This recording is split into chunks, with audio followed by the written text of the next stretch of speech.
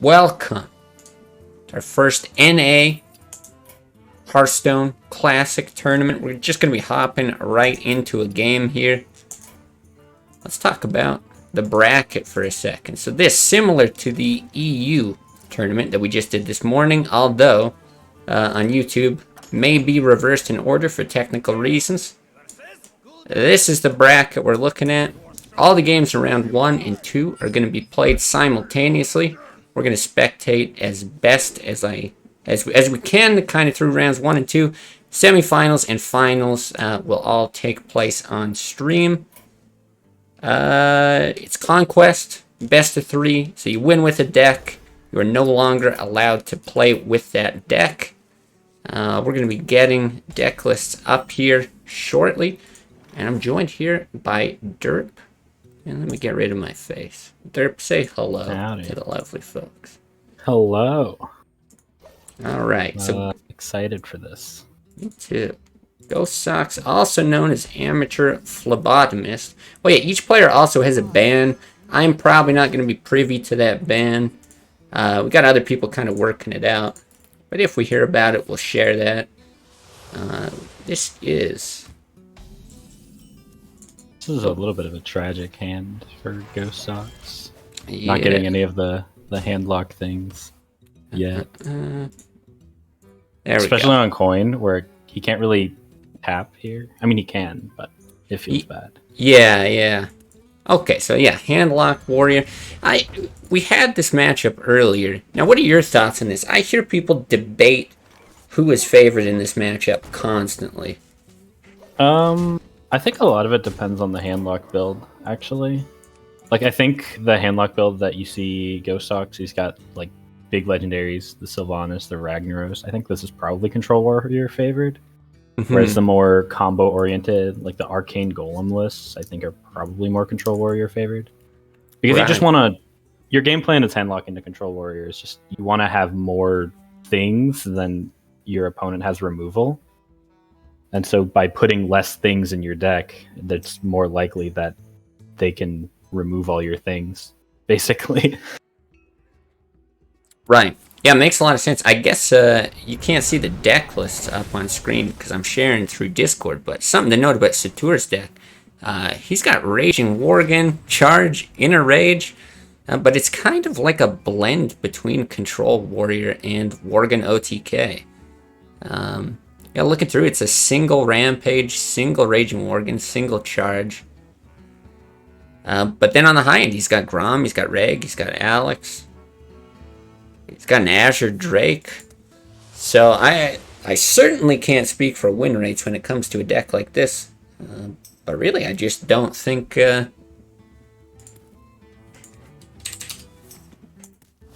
think I've seen anything like this. Now, I've got people hitting me up. I think everybody thinks we're about to spectate them.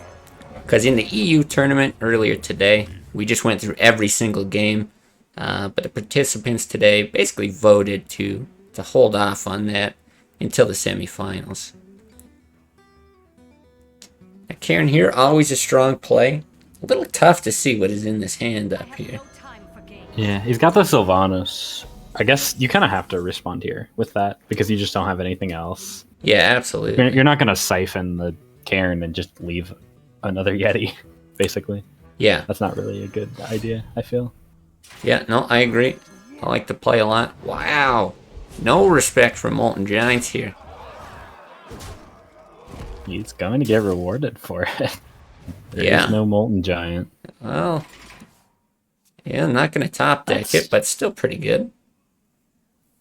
It's almost as good. Still a giant.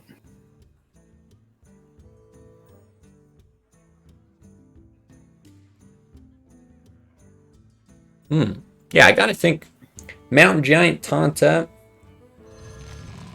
Yeah, do that. Hit the 2/2. So you have, in theory, a chance to steal the other half of Karen. Because that Death Rattle will pop first. So in a trade, the 4/5 would be summoned and then would get stolen by Sylvanas because of how Death Rattles work. Yeah, it's something worth noting as well. All these deck lists are open. Oh, wow. Into the Molten. Okay, this gets a little interesting. So the players know exactly what they're up against. I don't think you play this Molten here. I think there's a Play strong Brawl, argument not to, yeah. Because, like, it's taunted up Sylvanas and one giant. It's already so strong. Yeah, no, I can see a strong argument not to.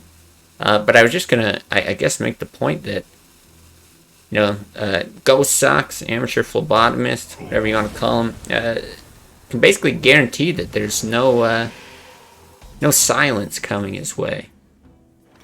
Although it's uncommon in Warrior to begin with. But yeah, this Brawl heavily in favor of Satur. Oh my lord. Bane Armorsmith here. Just gets him lethal. Well, a quick 1-0. Sometimes it just works. Yeah. Poor Satur. Who needs to respect the Moltens when you can just do that? Just win the Brawl. Easy.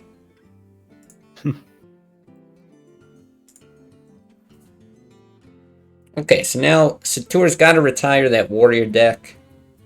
See what else he comes up with. And yeah, it'll be interesting to see if Ghost Socks wants to switch it up. He's got the option to play Handlock again. Pretty strong deck. It is definitely one of the stronger decks, although it really depends on what he decided to ban. I think one of the big strengths of Handlock is that it is favored against Rogue, and from what I caught from the EU side, Rogue's been doing pretty good. Yeah. So. Yeah, and I have not memorized everybody's deck lists here, so don't know exactly what the consideration is, but there's Rogue for you. Not exactly the most common version, though. Let's bring this Mage up. Okay, so the Mage does seem like just a fairly typical Freeze Mage, but Satur, once again, he says, not going to play typical Warrior. He's going to play Malygos in his Miracle Rogue. Malygos and Alexstrasza. Definitely cool. We'll have to see how this there's does. a couple other people who also brought the Malygos Rogue, I believe. Timcago brought that as well. He's a big fan of the Mali Rogue. Yeah, I noticed that, though his variant is running Leroy on top of Malygos. So I'm a little interested to see. Hopefully, people aren't going to ban it outright. Maybe we get a chance to see it in action. But I gotta think a matchup like this generally favors the Freeze Mage. Yeah, Freeze Mage is, I would say, the biggest counter to Rogue. So we actually see a lot of people bringing Freeze Mage in the NA tournament, I feel. Well, not a ton, but there's quite a few. So definitely looking to target that Rogue and just straight up beat it rather than needing to ban it in any situation. Yeah, and on top of it, the fact that you get to ban a deck, right? If you're that worried about Control Warrior, you can just outright ban it, and well, there's really no other matchups that I think are that unfavorable. The only thing I can see here working in Satur's favor is that, you know, Malygos is a play that comes out so late. Freeze Mage does like to get late into the game. It's just that bonus spell damage, I'm not sure really does a whole lot by turn 9+. We'll definitely see what he's able to do with the Malygos. I believe Ghost Socks is also running a Vaporize, if I'm not mistaken. No, never mind. They are not. Yeah. I know a few people have been. Yeah, Vaporize somewhat common, and probably, just like you said, for that Rogue matchup. Just got word about the bans. So in this particular thing, Satur was the one who banned Rogue. Ghost Socks banning Druid, which, if you're not banning Rogue, makes a lot of sense to ban Druid. Not surprised. Yeah. I mean, they are the two... Definitely the two most hated decks to play against in a tournament. And for good reason, they're both very strong. Yeah, in a tournament, on ladder, with your friends. I think just incredibly strong decks. Are they really your friends if they're playing Rogue against you? You know what? Good point. Great point, in fact. I got the best deals anywhere. Well, gadgets and turn coming up. Yeah, not too bad. You know, with 2 gadget sands in hand, you don't really have to be that worried about getting a conceal. Interesting to see the Sinister Strike here over something like Coin Eviscerate. Yeah, I actually don't think you play this prep. I think you just pass with the second gadget in hand. That's what he's gonna do. Yeah, makes sense.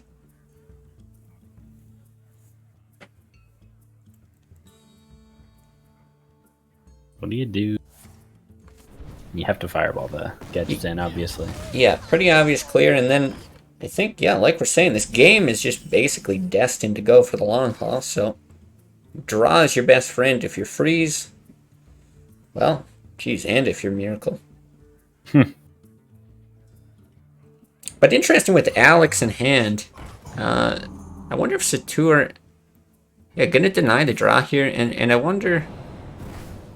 No, not saving the like coin this. for Alex. Okay. I think I like this. Although it's gonna be rough into all the freezes. Yeah, that's just it. Oh, yeah, and drawing freeze off the top. Yeah, I'm not quite sure. He had double ice lands. He had. I guess that's not a frostbolt. That is double blizzard. Yeah. It does have double blizzard. Double blizzard, double ice lands. I mean, that's the and play. You frost. blizzard. I think. Oh yeah, you just play the order. But yeah, I mean, Edwin is still pesky here. Satur might be able to get Alex down before actually pushing any damage from Edwin. And if he does that, well, eating up a bunch of removal and freeze, yeah, maybe it's okay for him. I mean, he just plays Alex into Malygos, into a bunch of spells, and it's pretty rough situation for the freeze mage. Unless he draws another ice block. Yeah, and right now, when he's just got that loot hoarder, I guess he's sitting on Thalnos in hand for a bit more draw, but certainly not what you're hoping right now. for. Is that ice block or ice barrier? Great question. Ice block. Okay.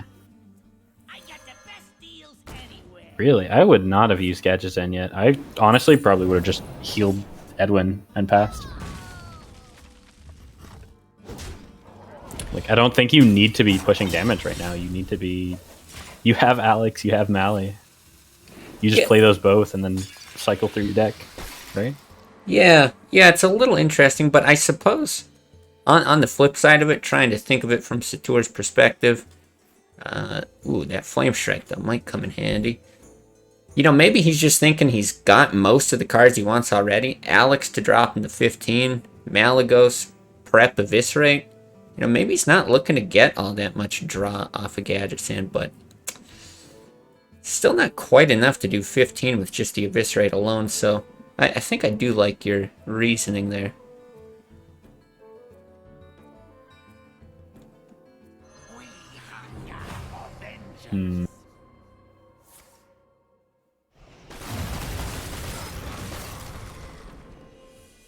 You have to use a freeze here. You can't Flame Strike. If you know that there's a possibility of Alex, then... Yeah, absolutely. Could have Flame Striked and then Mirror Image, but I don't think that actually works out too well either. Well, this turn you've got to Alex draws it, right? I mean, I would think so. You'd think.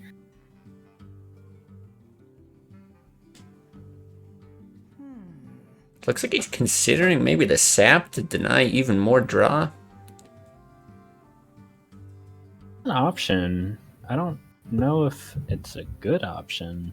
Yeah, I'm with you. I gotta think it's now or never with Alex. I mean, he's able to swing with the weapon as well, so next turn, Malygos prep Eviscerate with all the damage from this dagger. Yeah, that pops the block, assuming nothing scary happens. And I assume this is the turn you use Mirror Image here for Ghost Socks. Yeah, probably doesn't have too many other options. Wow, that is a defensive thing. Yeah, I am a bit surprised by that. Not sure that the spell power would have done too much. I suppose like a beefed up fireball and a ping does kill Alex there. Maybe that's what he's considering.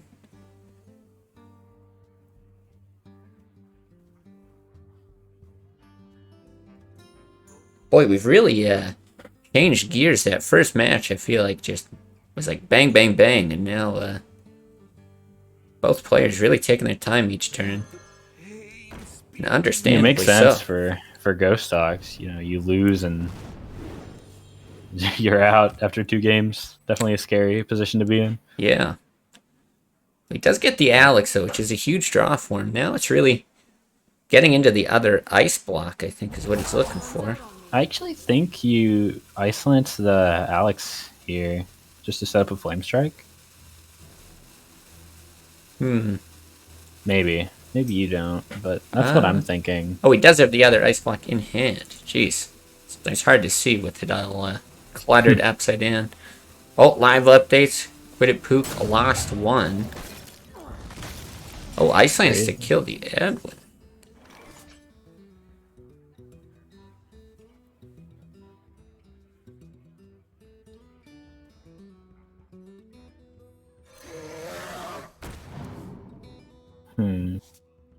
Okay, so yeah. Makes sense to have double flurry in a Malagos list. Yeah, it kind of caught me off guard seeing that for a sec, but it does. So make a used lot to of like sense. so many rogue lists just run 1 flurry. That's just the standard.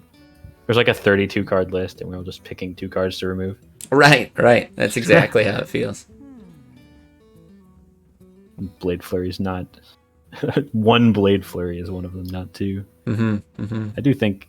Actually, do you use 1 here? Yeah, I'm really not sure. I mean, you're keeping it to a single draw. You do have a single point of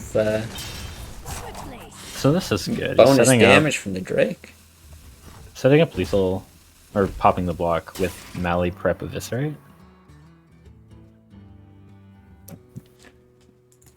Unless Mirror Image comes out, of course. Which, once again, you'd expect it to, but unsure. Well, if that happens, what? You're gonna have Eviscerate, like, right at 10? Jeez, you've even got the option to Blade Flurry through it, just attack. Oh yeah, honestly, you want to keep the Drake, the Azure Drake, alive because Eviscerate does 10 damage instead of 9, so it puts you at a higher health total. Yeah, it does. It makes it very, very awkward for Satur to pop it and then kill. I wonder if that is what Ghost Sox is thinking of with this play. The only issue is it doesn't actually have very much burn. No, because he's not able to Pyroblast and play that Ice Block at the same time. Yeah, so you have to Mali prep Blade Flurry here. And then you can kill the Alex Straza. And then swing with your Alex for lethal. I think that's the play, right? Hard to say, because Blade Flare is going to get through the mirror images. Oh, I guess this also works. You don't even need to use Mali. Because he can use SI to kill Alex. And then that still pops the block. Yeah. Yeah, you can do it that way. I would assume you do that and hold on to the Eviscerate here. Yeah. Your other option is to trade the 2 Alexes into each other and then Eviscerate Hero Power face to get him at a lower health total. Yeah, exactly. And then, I don't know, you're trying to finish him with SI or something. I like this better, though. I think this is... I think I like this better. With how many freezes you've seen? Has he seen all 4? No, there's one more Frost Nova in hand. Definitely played 3 freezes. So that the 4th one is there as well. There's not quite the burn he was looking for. He's 1 off. Yeah. Yeah, because what are we going to see? Probably Ice Block. Yeah, Ice Block Fireball Ping puts him to 11. Yikes.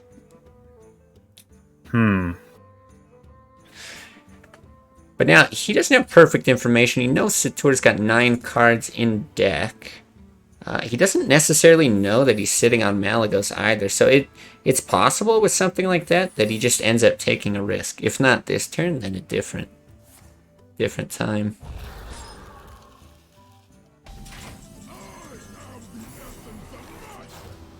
Well, there's the Malygos we've been waiting for. Mm-hmm. Smart to not swing, of course, to proc the ice barrier. So what do you do here? Is there anything you can do? I mean, he's staring basically 13 damage in the face if he clears these two. Well, oh, that's an fireball option. your own face and ping? Okay. Gets past the secret. Although he was technically alive on board. Yeah, he could have flame striked and then I guess what you do is flame strike, probably frostbolt the Alex, and then I actually think you ping face in that situation, but I'm not sure if that actually wins you the game. Yeah, I mean, really it keeps rough you alive. situation. Keeps you alive, but yeah, not sure for how long. Alright, let's jump into Quiddit Pook versus Excevers. Alright, see if we can get it from his perspective as well. Now, Quiddit Pook did say he's down one game. I believe that's what he was trying to say, but not sure if it's 1-1 or 1-0. Quiddit Pook, somebody who I see on ladder only ever playing Miracle Rogue. And with this format, being able to ban Miracle Rogue, I'm really interested to see what he's able to do with some of these other lists. So, yeah, I actually thought he brought a pretty interesting list. Like, he's playing the Tempo Mage right now. right. And I think this is a pretty aggressive Tempo Mage outside of the Ragnaros, if I remember correctly. Yeah, I believe Running like leper gnomes. That's right. I think everything else he brings is extremely aggressive. Maybe just with the idea of stealing some wins. Everyone else is going the other way, pretty much mid-range or controlling.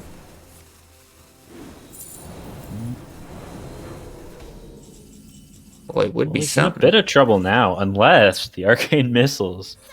There it is. Where's it gonna go? Ah, I was hoping for that forward. Well, Yeah. is he dead from here? Yeah, how much is he looking at right now? 20 So with Shadow 8. Step Leroy, 24 with the Cold Blood.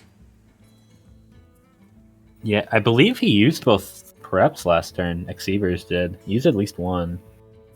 So 14, 20, 24. He doesn't have enough mana for the Shiv. He has a backstab. This is awkward. It is, yeah. I think he's just short. I like this, though. Right, see if he can't draw into a bit more damage. Start with your cheap spells. Okay. He's looking. There's the Eviscerate. Is that enough? I don't think so. Like you said, No, without that's he still needs a prep. yeah, without the prep, you just can't play it. Yeah, not the worst thing to just kill the Drake and try to Yeah, I think try you to just live to shiv see another day. You shiv the Drake. 'Cause Absolutely. You've got all the burn in your hand. You're not worried about overdrawing. Like, Yeah. overdrawing a card does not hurt you here. Yeah, heal yourself. Yeah, do Although that. That won't actually help from Rag. But Well, yeah, that's what I was gonna say. It looks like we're gonna see a game decided by Reg already. Well, this should be Man. fun. 1 and 3. Yeah, 1 and 3. What do you think? I'm thinking it's gonna hit the farce here. That's my bet. I mean, it's gonna hit the Gadget's end. It always. You think the Gadget's in? There's Ragnaros no... always hits Gadget's end. He never hits Actually, Gadget's in I for say me. that, but I've definitely seen it. Oh my god, Let's you're a go. genius. Well, unfortunately, he can't snipe Leroy out of Excevers' hand. Yeah, that is a standard card. You can kind of do that. Really? Oh, yeah, there's a standard card that just the wording is eat a card in your opponent's hand. Oh and my gain its lord. stats. Well, that's why we play Classic. True. It is. I mean, to be fair, you kind of need it because some standard decks are pretty nuts. But that is actually Quiddit Pook eliminated. Yeah, already. I guess One so. of the scarier players, I think.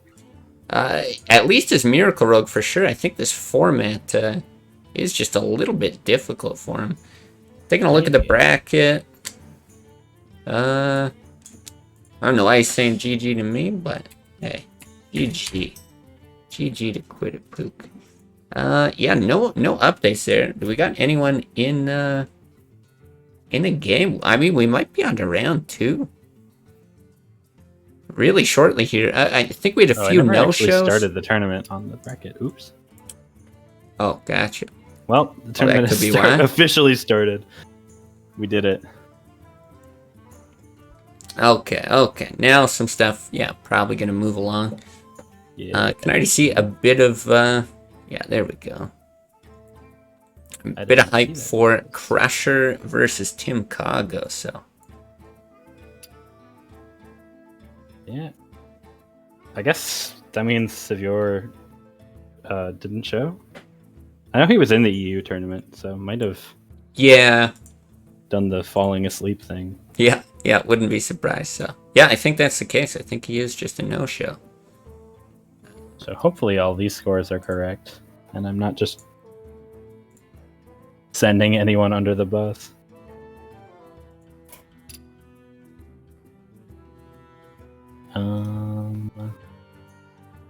The Blaze Life matchup going on. Blaze Life going on? Oh yeah, here we go. Doing battle with a friend, though I can't spectate it for some odd reason. Well, he's playing Life, right?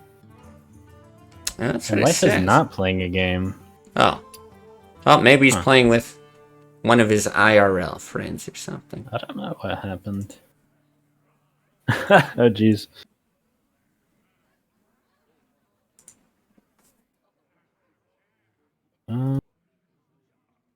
Maybe ask him? Question mark? Ask Love Life what happened. Since he's hanging out in the main menu. Love Life. Oh, is that the, that's his ID? Yeah. Dude. Yeah. Of your... yeah, I guess maybe we just ping people in the Discord, let them know that pretty much everyone's good to go for round 2. 2-0, my favorite. Oh. Well, there you go. Good job. Okay. So I guess we're ready then. Yeah. If this is all correct. I believe it's all correct. Alright. Message everyone. Ready to go.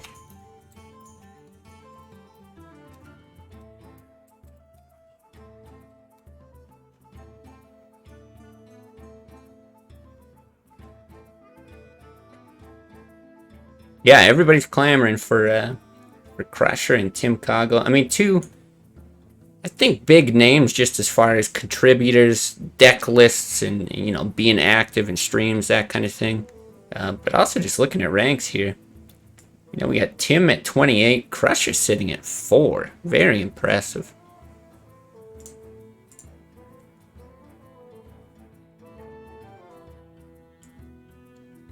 So yeah, we'll definitely make sure we capture that.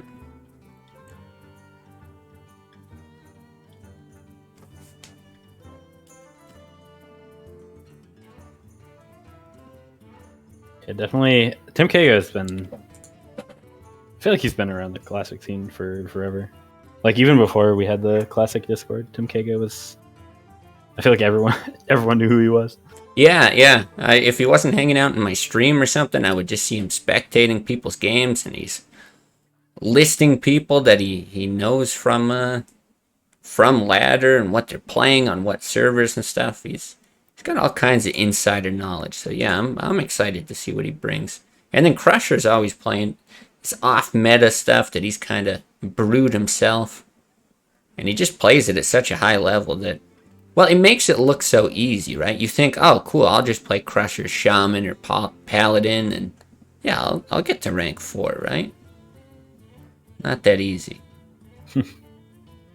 Crusher rank 4 for a reason. He is good at the video game. Yeah. Some would say.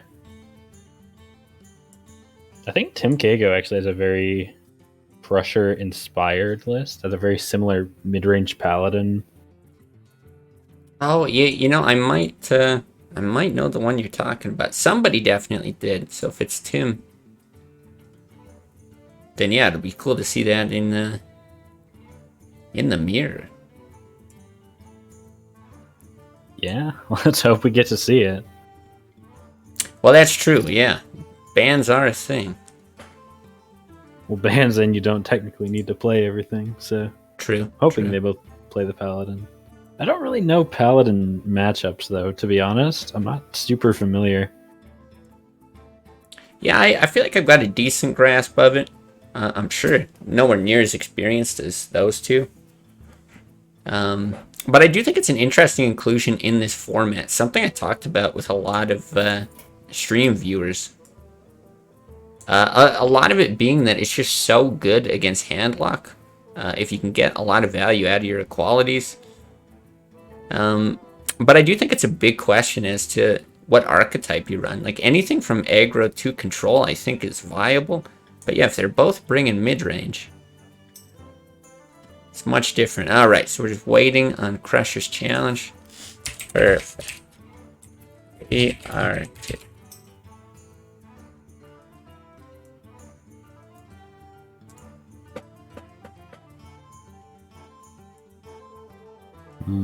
Yeah, because with Quiddit Pook out, I think the winner of this, between Tim and Crusher, I'd probably have to say is the favorite to win the tournament.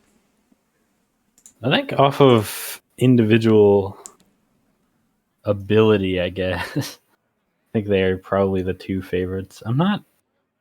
I like Crusher's decks. Like, you know, he's bringing his own flavor. I'm not as convinced on how well they will do, but he is very good. He is very good with his style of deck that he's brought. So we'll see what he can do for sure. Okay. Well, looks like we're getting in there. Perfect. Ooh. So, Can't reset the win counter. Yeah, see what we're opening with. So, Hunter and Rogue. Alright. So I think immediately this begins to go in favor of Crusher. Let's bring his list up. Oh yeah, this is the like Spell Hunter, right? That Crusher? Yeah. Yes, I think this is very much built to counter Rogue. Yeah, this is like the anti-Rogue, anti-Zoo style of deck. Like the Control Hunter archetype in general. Really built for those two matchups. Yeah. I feel. Yeah, so he's sitting on Snipe. One of the greatest things for Gadgets and pretty good for Drake.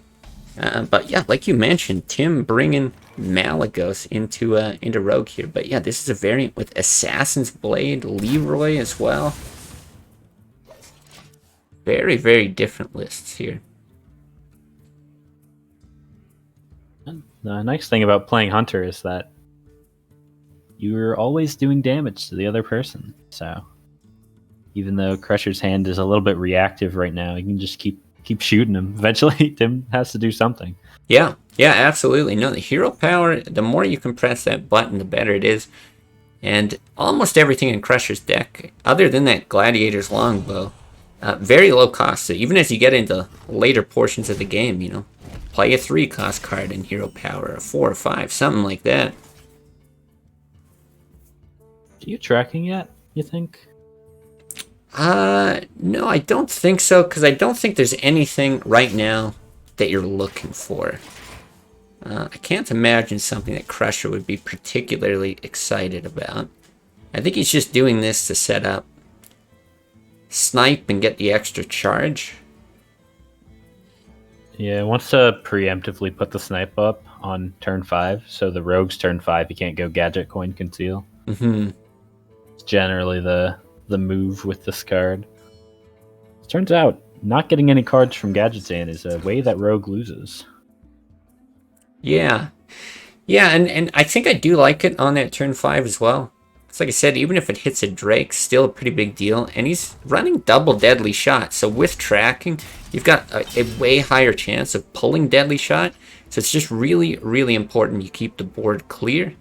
And then you're guaranteed to hit it, even if you've got a concealed Gadget Sand. The other nice thing is you actually saw Crusher not immediately swing with the bow. So now he has 2 charges. He can swing into this 3/3 and still has the bow to get buffed up by his secrets. Yeah, absolutely. And I think that's the reasoning for not swinging. This tracking, though, not looking super promising. Yeah, now he wishes that he swung, I think. I actually... That second bow. I like the explosive trap here to pretend as though it's snipe at some point. True. It's also nice against Leroy if that's how Tim ends up winning the game or being in a position to win the game. Yeah. Okay, getting interesting words from Carlotto. Tim actually has no ban against Crusher. He just said, go nuts, play whatever you want. But Crusher banned Shaman. Yeah, Crusher actually banning the Shaman. That's pretty interesting. Although I do think that a more traditional mid-range Shaman is favored against Crusher Shaman. So I would say that the ban makes sense. Yeah, I think it does make sense, especially with this list being catered to counter Rogue. He's probably, more comfortable running into it. This Also, I'm feels like a guessing coin why he Azure Drake started with turn. it. For Tim, this feels like a coin Azure Drake. Because next turn you won't be able to play it, in theory, if you're expecting a snipe. I don't hate it. This is kind of fine, though. Get him to 22 with a 4/4 on board. It's actually really tough to deal with. Also scary. This is probably you probably play the explosive trap to bluff something. Like maybe it's a freezing. Ooh. Yeah, because Crusher is running 1 freezing, 2 misdirects. Yeah, misdirection is also a really scary card. Because if you play another 5-drop and attack, they might just kill each other, and then you are in a very bad position. Yeah. But no, this is really interesting because he doesn't want to get rid of the charge on this bow at all. With tracking, right? He got rid of the other bow. Meaning this is with, 6 secrets in his deck? This is the only bow that's going to be able to gain charges. Yeah, did get rid of the other one. That was not the results he was hoping for from that tracking, I gotta say. Yeah. He's actually considering explosive shot or explosive trap kill command, it looks like. I don't mind this at all. Yeah, you tip your hand that it's explosive trap, but at the same time, even if he's trying to bluff and make it seem like it's something else, how does he actually deal with it? There's the reason he had the snipe. And yeah, Gadget Sand, coin conceal, but work out. Although he doesn't do it. Wow, that is so. I surprising guess to me. Concerned with deadly shot is my guess. That's fair, actually. There is 2 deadly shots and only 1 snipe, I believe. So, in theory, deadly shot is the more likely of the 2. Well, and depending on if he uses a deck tracker or how close he was paying attention, it'd be interesting to know if he knows that explosive trap is what was pulled. Well, he found out the snipe. Yeah. And that is trouble. Yeah, it suddenly gets interesting. Actually, this Misha roll's a really big deal. Assassin's Blade went from threatening 12 damage to, now he's taken 4, preventing 3. I think you Leroy Unleash send it. Or you at least Leroy, right? I don't think so. I don't think there's any need to get it out early. You just use it as a finisher. It would also negate the effectiveness of the freezing trap if you're giving them whelps. I mean, unless you're saying you throw the hounds into it, but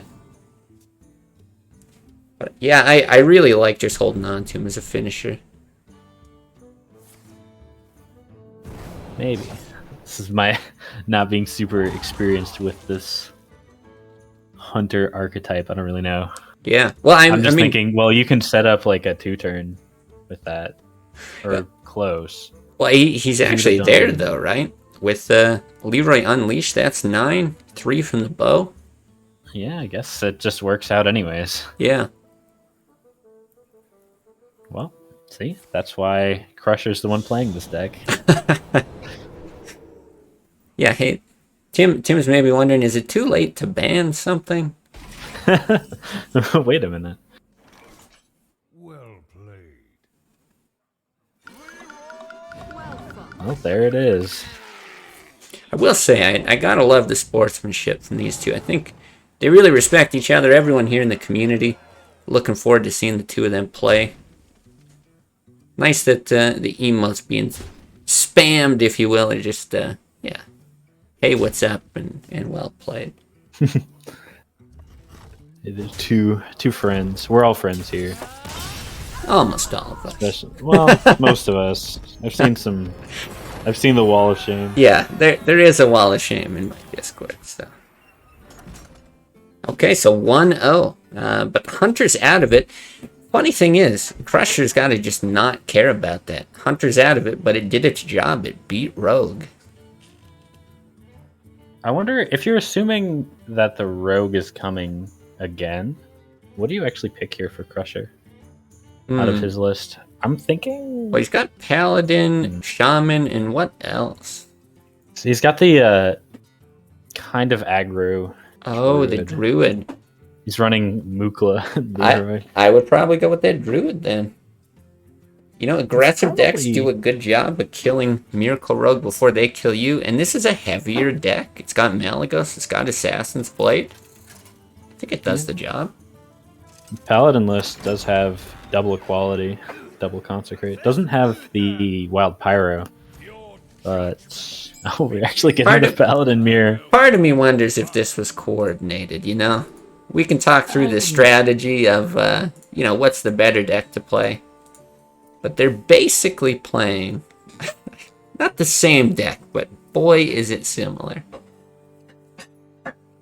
You know, Timcago running the more offensive Tank Master here. You can use it on one of your dudes and maybe turn it into a 5/5.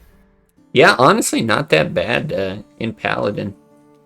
Even when you're not up against a rogue. Other than that, they're very similar deck lists. So, see if that one change makes the difference. What I'm really interested to see is what happens with Divine Shields in this matchup. Blood Knight can often surprise people, especially running Argent Squiders, that kind of thing. Sometimes you're getting your own minions down and then playing Blood Knight to get something beefy, but usually it's kind of a swing things in your favor. But open deck lists, I mean, you know what you're up against here.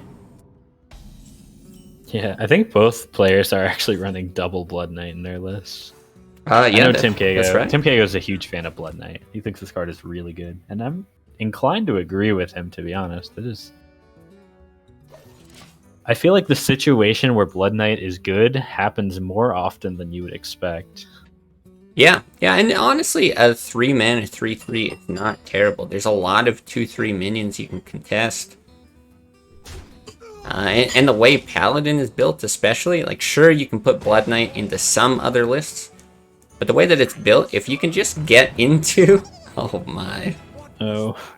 You can get into the late game, you're feeling a lot more comfortable. All right. So the good news is, that trades with the Infiltrator anyways, so that doesn't actually hurt him. Yeah. That was a bold move. Very bold. Very bold. Oh man.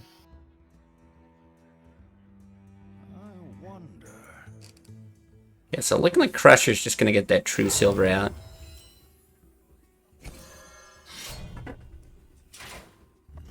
And actually smartly taking care of the squirrel as well. Got to avoid blessing on anything if you can.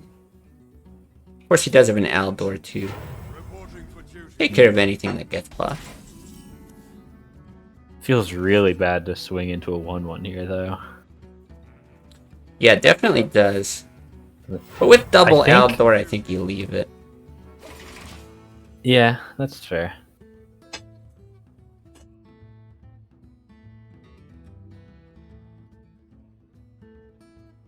Yeah, here- actually, even if he just plays the Blessing of Kings, you can kill it without needing to use an Aldor. You can just play the Drake. That's true. Yeah, he's definitely got the option for that. And I think that's... Well, we'll see if he wants to... Interesting. I don't think it's the Aldor is worth the 4 health. I think you just Drake and swing. I would say. Yeah, it seems like Crusher agrees. I certainly don't mind the play. That is a really good draw for Tim. Oh, No man. kidding. Yeah, this is a Argent Commander. Drake Slayer on 6.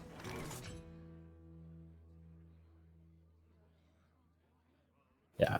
Argent Commander, if you ever watched like really old, like when Classic was actually new back in 2014, people loved Argent Commander even after it got nerfed.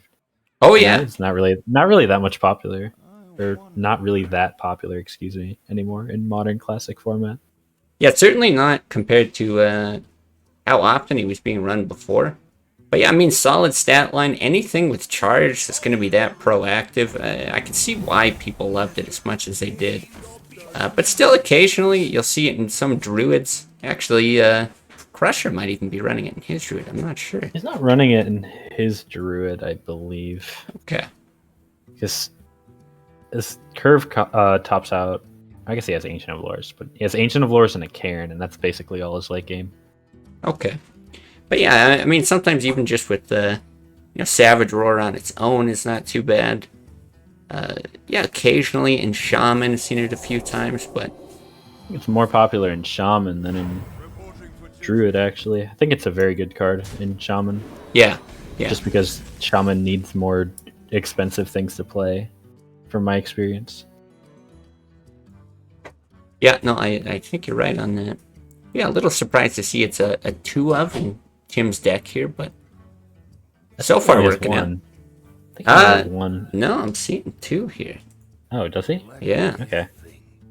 I'll trust. You have the list in front of you. I have I to do. scroll I down do. to see it. Yeah.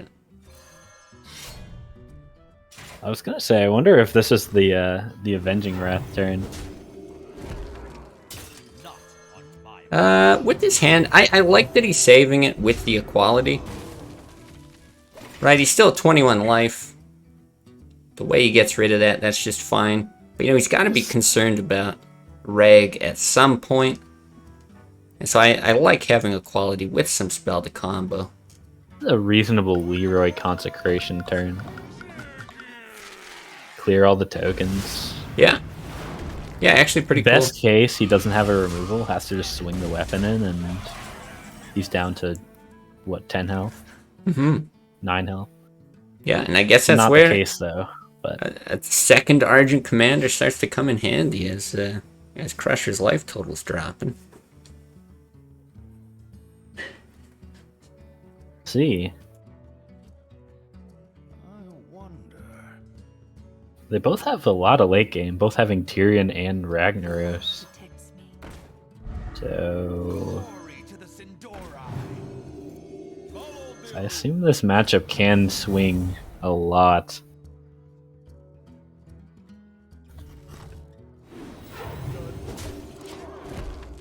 Just off of the fact that you can draw both of those, and then you're in a very good spot suddenly. Yeah. Yeah, so it looks like it's probably going to be Equality Avenging Wrath the other way. Yeah, I think you have to.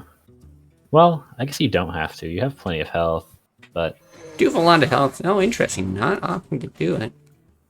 Will say I'm a bit surprised. Sure, he can take more damage, but not sure what kind of board he's hoping to get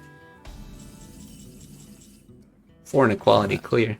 Blessing of Kings is really good.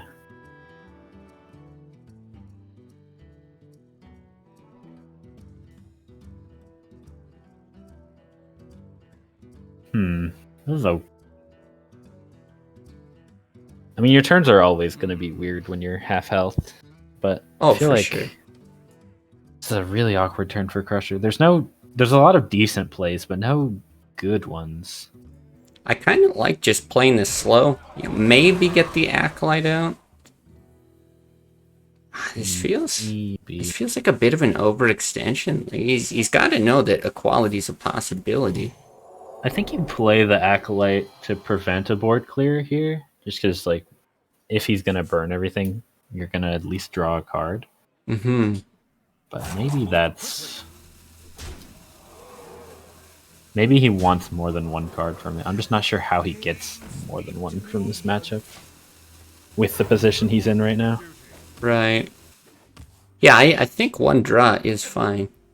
Pretty hard to criticize Crusher playing a list that he's mastered over time, but yeah, I'm curious to see how this Crusher goes. Paladin. It's named after him. Exactly. All of the decks he makes. Exactly. I mean, I appreciate the... What's the word I'm looking for? I like that he names all his deck after himself. I think it's funny. That's what I'm trying to say here. Yeah, nice way to identify. Yeah, you're branding made by yourself, him. right? Exactly. Smart marketing. Exactly. There's actually could be a lot of damage going the other way now with Leroy Avenging Wrath. And there's no way to kill the Leroy unless the Avenging Wrath is really silly. It would really have to whiff here, yeah. Oh? Boy, for a second, yeah. It looked like it could have done it. That team's actually in an okay spot. Able to heal up, get some big bodies on board, and just keep this game going. But yeah, this is the kind of thing where I think in another game, you would consider, oh, an Argent Protector on that Guardian could be very strong with the board as is. But if you know, Blood Knight. Yeah, if you know Blood Knight's out there, I don't think you do it. But I shouldn't have spoken so soon, I guess. What was that? That is a huge draw, that second Avenging Wrath. Yeah. I think you just equality Avenging Wrath again. I'm not sure. Yeah, I think that Blood Knight, I think it's just too good. Because you can Blood Knight, Argent Protector. You could Argent Take Protect out the Blood the Knight as well, 5/6. get a 9/9, but I don't know if that's the move. I think the trade here was correct. I like this, yeah. Yeah, you do lose the Leroy, theoretically. Almost certainly. What can Tim draw here? Well, like, he can get his own Blood Knight, I guess. Yeah. Jeez, this is not looking very good. No, yeah, taking a look at his list, I mean, something like Tyrion off the top would have been a huge help. I mean, sure, equality. Gonna set that to 1, but getting an Ashbringer would be huge. Okay. That's 1 off. Lethal if Rag hit face. Wow, just gonna do it. Yeah, I mean, I think this is correct. Like, Timcago's actually been sitting on this equality for the entire game. Yeah. So, I imagine Crusher knows it's not like a Tyrion or something. My only thought with that, not being in his position and, being able to see the cards here. That's a Tyrion. But it doesn't even save him. No. He's actually still dead. No, it's... The light protects. Well, Let's okay, see, now hit. No, he can Now guarantee. he's not technically dead. He can guarantee it, right? Oh no, he can still guarantee Yeah. it. For some reason I was thinking he couldn't kill the Argent Squire, but he Yeah. can. And then that is... It's Yep, pretty that's close. it. Crusher. Wow. Got 2-0. the moves. He's got the 2-0. Well, congrats to Crusher moving on to the semifinals. Yeah, maybe we'll be able to pop over, see somebody else finishing up their games. I do feel like those were pretty quick. Let's see. We did have Anyone another in battle? 2-0 apparently. We've got... I cannot say this name. I think I know the one you're talking about. QuatachIchl? Something like that. Beat Satyr 2-0, apparently, according to the scoreboard. Oh, wow. Yeah, I guess let's jump over to make sure this is up to date on my computer. Jump over there. Okay, so still not seeing anything from W. Dalen and Excevers and Fanu and Life. They haven't updated, but it looks like Well, they're trying. Oh, I can get into the Life's game. Yeah, very strange. I don't know why we've been having some weird behavior with that spectate function. Okay. Let's see if maybe we can get Fanu's perspective afterwards.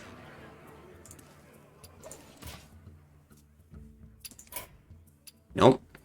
Maybe he's got some sort of... Yeah, maybe he's got some sort of privacy settings set up or whatever. Well, we can at least bring the decks up. How much damage does this Worgen do? 16? As is, I'm not sure. I'll let you do the math while I'm... Yeah, it's because it's 4 plus 2 plus 2. He can Whirlwind upgrade, and then he probably loses the next turn. I think this is a full combo warrior from... taking a look at it. Life. Double Inner Age, single Rampage. It's... Oh, this is the, like, Miracle Warrior. That's right. It's got double gadgets in. It's got Grom as well. An Arcanite Reaper. Yeah, so not quite full, but a little... a little more into the Raging Worgen than Satur's list was. Well, he's gonna look. He's gonna dig for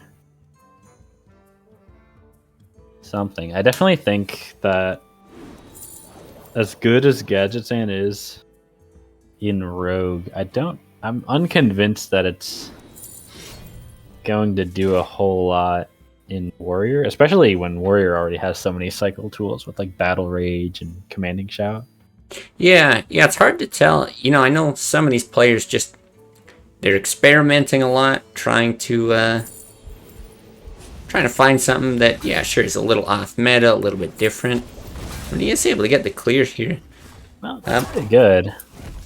Yeah, it is hard to... Rampage. He only has one Rampage in the list, though, so there's only so much damage he can do with just the Raging Worgen. Yeah. We'll have to see. Like, with his armor total that high, there's a decent chance that he's already used some shield blocks as well. How many cards? 4 cards in his deck. Oh, I see. So yeah, coming in a bit late here. I would actually say there's probably a good chance that one of those is Grom, though. It's not always that likely that your opponent's on 28 if you've already played a Grom. But that being said, this kind of mid-range style of Shaman... It's possible that Grom removed like an Azure Drake or something and then got hexed. Yeah. Yeah, I think he might be forced to play the matchup that way. And again, combo warrior, not something I have a ton of experience with, but no, certainly nothing that resembles this. I couldn't couldn't testify to the efficacy of this. All right, you can upgrade the, what is this? A heavy axe. All right. Heavy axe. I'm learning today. But if it only does 1 damage, how heavy can it be, really? Well, if he upgrades it, it's a really heavy axe. You're right. Yeah. I mean, I guess it doesn't break, so... or, well, not for a while. Yeah, I mean, if you hit a pool noodle against a brick wall, I don't think it breaks either, but... Does that mean it's a good weapon? Well, I mean, how much damage is 1 damage, really? Yeah, 1/30th of your life. It's like a good slap in the face, I feel like.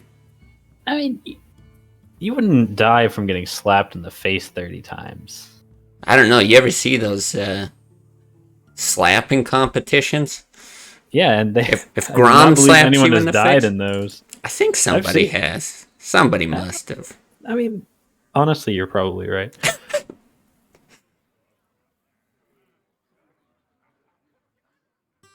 There's like the Jake Paul one where he wanted to get into a slapping competition, and then in practice, he like smacked someone's windpipe. They had to go to the hospital. Oh my. I don't remember if the last part is true, but he did smack someone's neck, and so he bailed out after that. Jeez. He's like, "Wait, that could happen to me? See ya." I love that way of thinking. Self-preservation over anything. Exactly. Like you're not gonna risk that happening to you. That's scary stuff. That's your neck. Yeah. Interesting I like that this he hex. hexed it. Really? Yeah, you don't want to. Well, He's got 3 cards left in his deck. I feel like allowing him to draw off the acolyte's just fine. well, I guess if you haven't seen Grom, I like the hex less. I feel like you have to Grom here, right? You have to Grom and send it. How much damage is a Bloodlust here? Do you Grom send it or? 13? Yeah, so you can Grom, Inner Rage, Hero Power. You don't die to Bloodlust. He has to find a way to kill Grom. Is it wrong to just take out the Flame Tongue? Try to With play Inner for Rage? with the Grom. Oh, okay. Yeah, that... The problem is I don't know what the 2 cards are left. I'm making a lot of assumptions that they're... Like, he's probably has a Rampage. And I'm assuming he has another way to proc. Wow. This is not a trade I would have expected. Yeah, it's a bit of a janky way to get that Enrage on Grom. I kind of like this, though, now that I think about it. It's effectively the same thing, except he gets the buff, Yeah, and then 'cause he you wanna- keeps Inner Rage for the Rage. Yeah, he wants to keep the Inner Rage, and he wants to damage Grom, and this does both while protecting him from, like, a Bloodlust play. Right. He's got the weapon to deal with a Taunt Totem. This is actually a really good play from Love Life. Yeah, I certainly didn't see that line. He's got the Execute, too, if there's a bigger Taunt in play. Mm-hmm. You can weapon into that. Yeah, quite curious to see what's left from Fanu. Because he's got, like, a reasonable amount of burst in his deck. He's got Alakir, Double Rock Biter. But how much of that's been played already?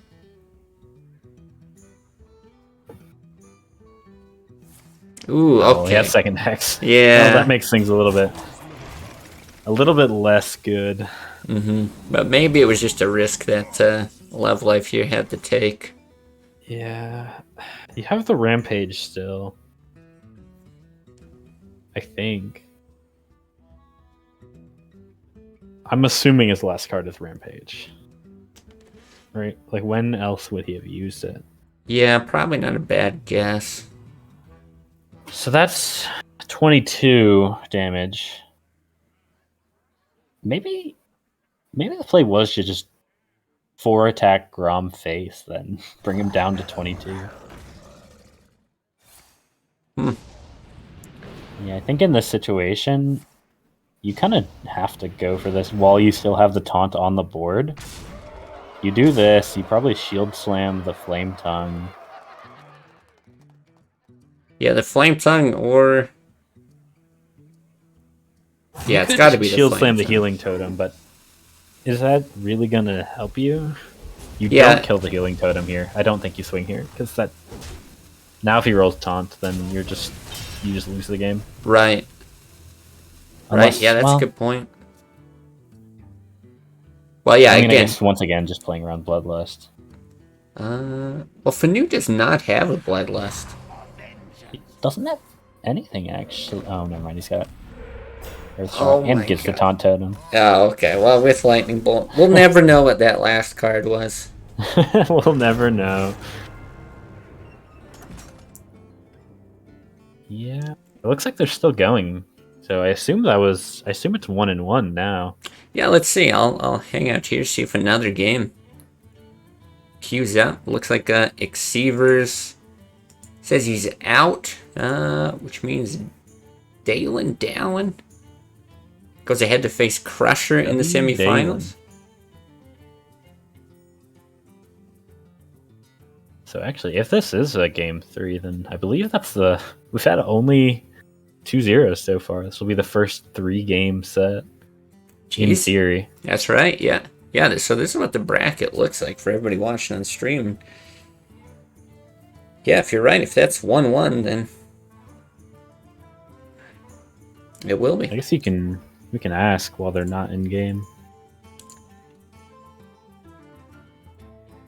If you want. Well, let's let them sort things out. I don't want to bother people too much while they're, thinking about deck choices in the game. Don't want to get them out of their flow. But if they start dragging their feet, then yeah, I don't mind giving them a kick in the pants. We know that we won't see the Shaman from Fanu again.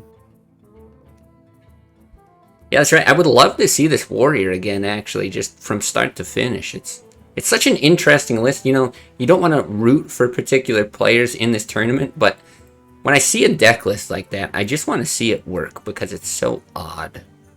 Yeah, that's fair. Actually, looking at Fanu's list, I can tell where he got a lot of his inspiration from. As in, I think these are all the Vicious Syndicate lists. Is that right? Yeah. I noticed a few people, because I'm pretty familiar with the Vicious Syndicate lists. I used to look at that a lot when I was first getting back into Classic. So I'm pretty familiar with what the lists are.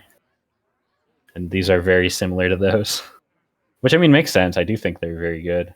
I'm a fan. Yeah, nothing wrong with referencing that kind of stuff. Alright, well. I still use a very similar Shaman build to the VS build. Just with some early game cut for Argent Commanders, basically. Oh, okay.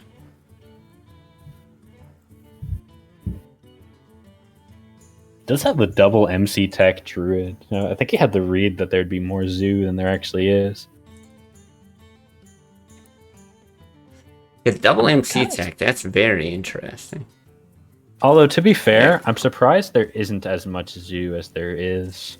I feel like a decent strategy is just to be, banning rogue, attacking against druid, and Zulak does that. Especially a lot of the greedier druid builds that we're seeing. I 100% agree, actually. Yeah, I talked about it with a lot of people on stream. What would you bring? And yeah, I think that's one of the most consistent counters. I mean, we saw Matrix. Well, I guess I don't want to spoil anything from. Never mind, from the EU tournament. Considering this could go up on YouTube later. Maybe some people are watching now who haven't seen it. So, but we did see it earlier anyway. In the EU tournament. Yeah, Zoo pretty effective. Okay, so at least I get my wish. We do get to see this warrior from start to finish. I'm going to take a bold guess and say it is 1-1 for these folks. Would make sense, unless they just started really late. It's possible. Which I guess is possible. It's a pretty standard Miracle Rogue for Fanny, running double sap, 1 Shiv, 1 Farseer.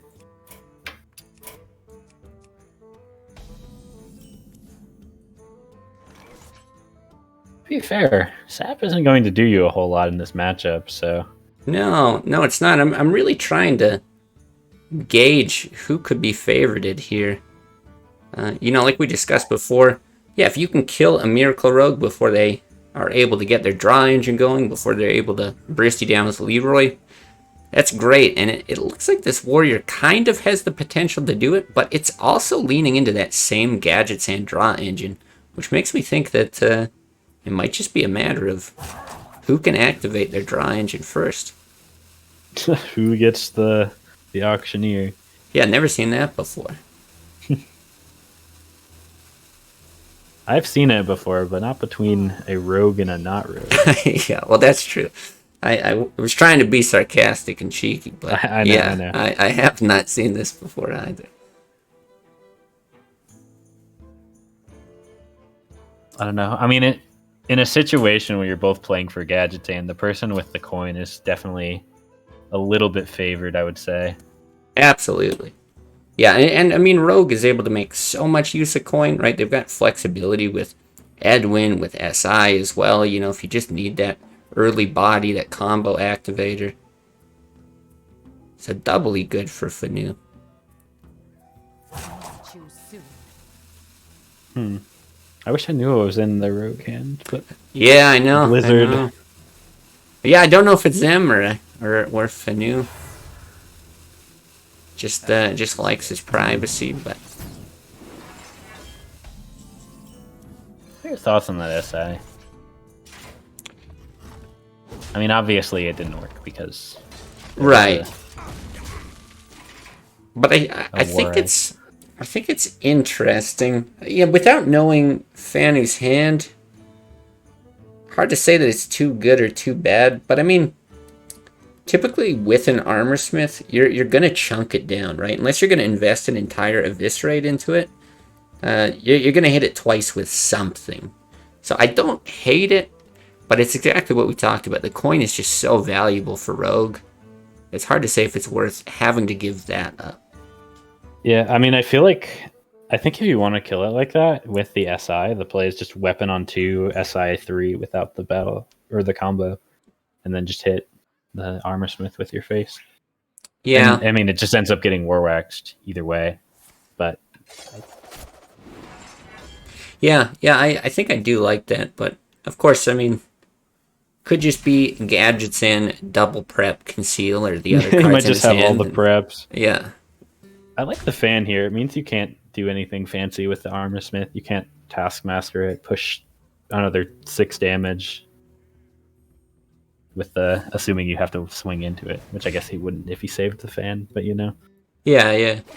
You know what I'm trying to say here though. Yeah, no, I got you. I think it's, you know, it feels really bad when you're a rogue player and you play fan, you get that armor generation. You certainly don't want to give any cards off of an acolyte, but yeah, just knowing what you're up against, yeah, dropping stuff to 1, it's valuable unless he's going to go ahead and burn, I guess, his rampage on it or something. If he draws the charge Raging Worgen, and he only has 1 of both in his deck, but if he draws them both, this is going to be a lot of damage. With all these inner rages, the Taskmaster he can put in. Yeah, no, he's certainly got the potential for it. That's a really good draw. Very good draw. Oh. I was sitting there trying to think, do you ever hit the Drake? Because you don't like leaving stuff on Oh, board. that is a really good draw. Yeah, I think that answers it for me. I think it's fine to execute here. I think against a Miracle Rogue, you can afford Absolutely. to tempo your removal. Absolutely. I mean, that is 18 damage from that Arcanite Reaper. He knows there's no weapon removal from Fanu. And he's up at 34. I mean, this is a wonderful spot to be in. Sure, go ahead, gadgets and conceal, and then do nothing else on your turn. That's not much of a threat. Still needs some card draw, though, to really get into his final win con. But doesn't look like Fanu has the gadget stand either. No, it really doesn't. At least not the conceal. Okay, not the top deck he was hoping for. Could be good in the future with a brawl play, a brawl taskmaster on a gadget stand. Mm-hmm. So like the taskmaster has a 50-50 chance to just win and deny him anything. Wow. This is I'm very surprised to see this. yeah, I really don't think you want to be like in general against Miracle Rogue, you don't want them to keep anything on board. Mm-hmm. But I don't know if I like just burning so many resources like that. Yeah, when you're at 34 life, I feel like you don't have to consider it too much of a threat. Sure, it sets up lethal, but yeah, that's potential draw if you're to get into your own gadgets in. Like you said, if you're going to slap that on a Worgen, get a lot of damage. I agree. I'm not a fan. Debating on this, right?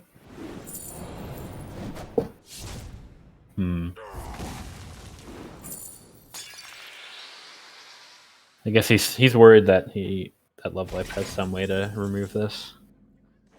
Oh, that's it. That's Wow. game. Wow. There it is. Yeah, forget it. Doesn't matter what you do. If you draw Grum with an inner rage Just in kill hand, him. Yeah. Just kill them before they draw. Turns out that's 12 damage. Okay. So I Okay, believe look at that. that means the series. I'm going to Love Life. To give it a little bit here to confirm.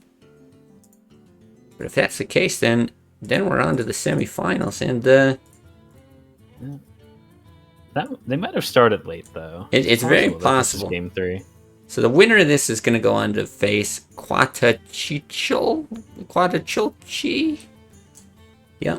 We Cute. actually do have the bans for this series. Carlito posted them earlier. Where Life banned the Zoo, actually. He banned Zoolock. Oh, and I see. Fanu banned Rogue Okay. from Life. So, that means that if this is a Game 3, that Fanu is picking between Rogue and Druid. And Life picking between Shaman and Paladin. It's got a more control-esque Paladin than what we were seeing earlier from Tim and Crusher. Got the Well, Pyros. yeah. Interesting.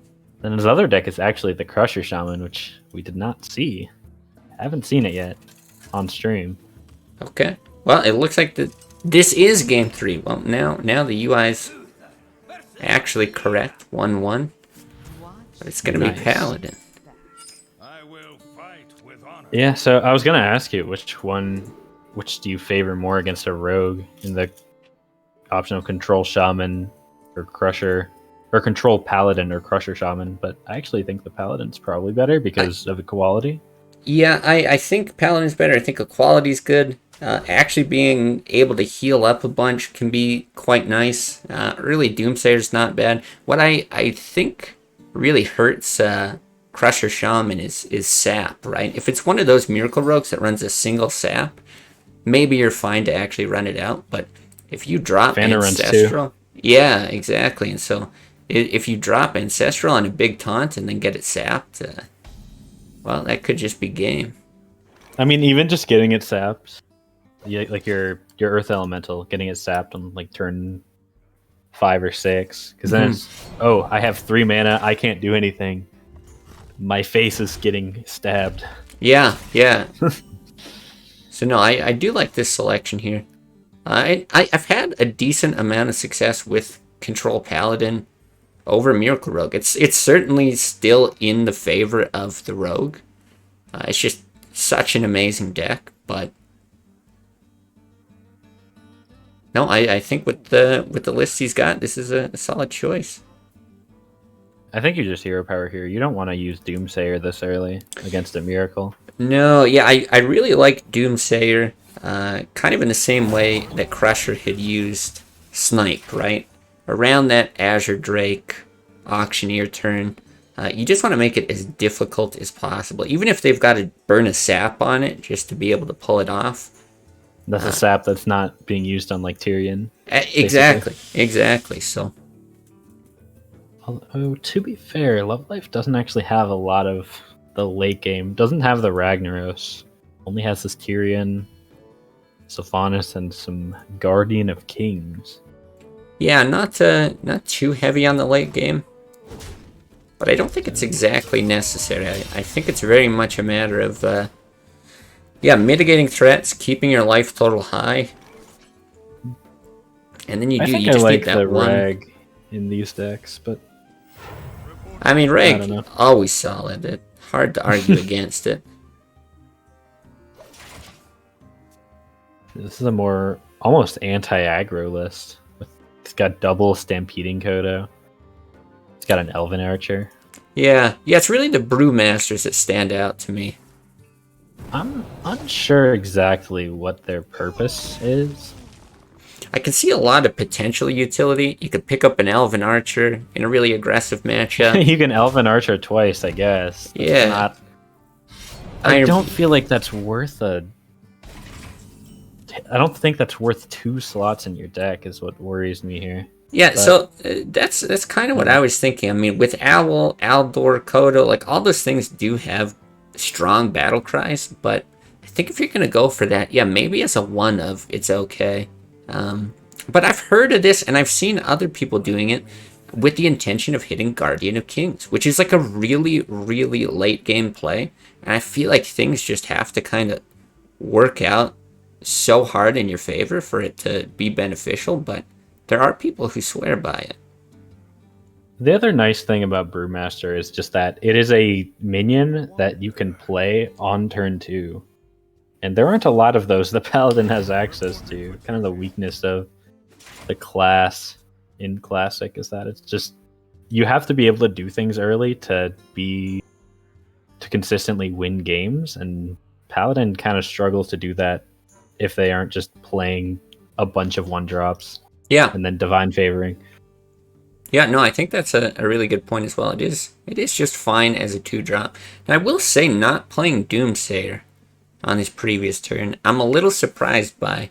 I think he is trying to just lock out Gadget's Hand next turn, but I really like the idea of Doomsayer to prevent a Drake, and then potentially even a coin Sylvanas, or even Kodo if he's just in a desperate situation where he's got to draw with Thalnos. I think I like the Doomsayer in the play coming up. Well, there is no Your opponent's Drake. been holding on to all their cards, right? So Yeah. you're assuming, I would assume they have a Gadgetzan Conceal, right? Because they haven't been able to play anything, unless I just have a bunch of Leroy pieces.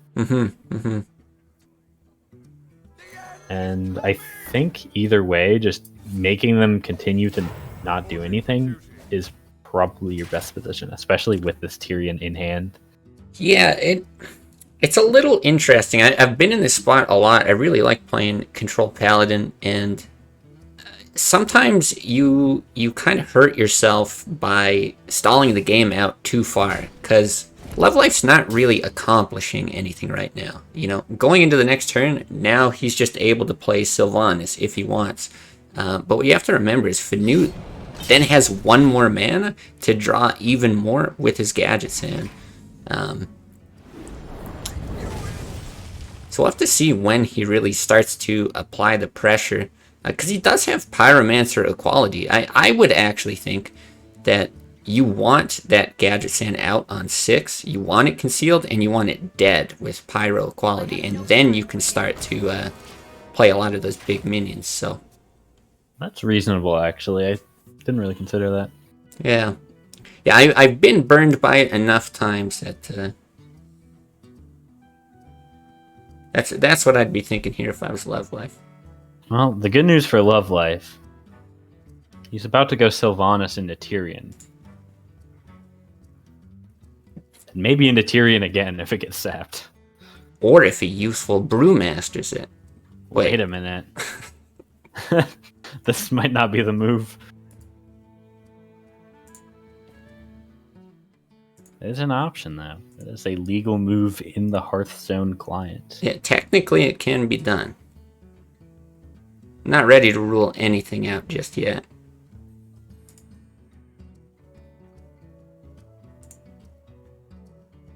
I'm trying to think of a situation where you would want to Brewmaster your Tyrion. I guess you could just heal it. Yeah, I theory. mean, if you hit something and If you want to have play 10 it back out, but so specific. Well, gets an Eviscerate. Oh no, it doesn't get an Eviscerate out.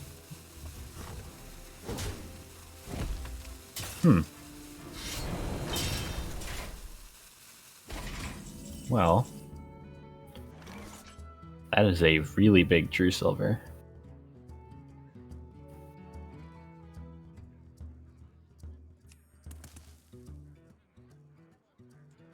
So I actually think you might tempo out the Aldor here, even though you don't really care about the 2 damage that you reduce, just to put another minion on the board. Yeah, I actually really like it. Those kind of mid-sized bodies. It's either that or you actually Brewmaster the Sylvanas. I was just thinking, like, is this the kind of thing you do? I mean, he is hovering over it, but Yeah, I don't The other think thing so. he does, the only thing with the Aldor is you can save it for the Kodo, right? It's not. You have the humility in hand, though. Oh, that's It's not true. as That's big true. of a deal. No, you're right. Then I actually think I like the True Silver Aldor play. Yeah. No, this is a Looks like he Brewmaster. is gonna Brewmaster and just play it again. It's really obnoxious to have it. Like Sylvanas is such an annoying minion to deal with. Yeah. No time for games. This is a well-known. But in this situation, it's actually not the end of the world. I don't know what Fanu's hand is, though. And he's not really helping us out because he's not really playing anything. Yeah, I swear he does have cards in his deck that can do things. He's got 9 cards in his hand. He's got to start playing them eventually. Right? But I mean, sometimes this is the case with Miracle Rogue, right? It's a very strong deck. Over a large sample of games, yeah, you're going to win a lot. But sometimes you just have dead draws. That's the reality of a card game like Hearthstone. I was going to say, I was half expecting him to just Leroy face or something and just Shadow Step it. And then next turn, if he has like a sap, you could set up a crazy 2-turn lethal through Tyrion. Yeah. I mean, stuff like that can actually make sense. Yeah, that's the thing that scares you against Miracle, because sometimes they don't draw a Gadgetzan and then they just kill you anyways. And it's like, well, there was a lot I could have done here. All my rogue countering abilities are set up to kill Gadgetzan. Yeah. He didn't draw it, and I died. Yeah, no, that's a good point. If you're not drawing gadgets and you're generally just drawing damage.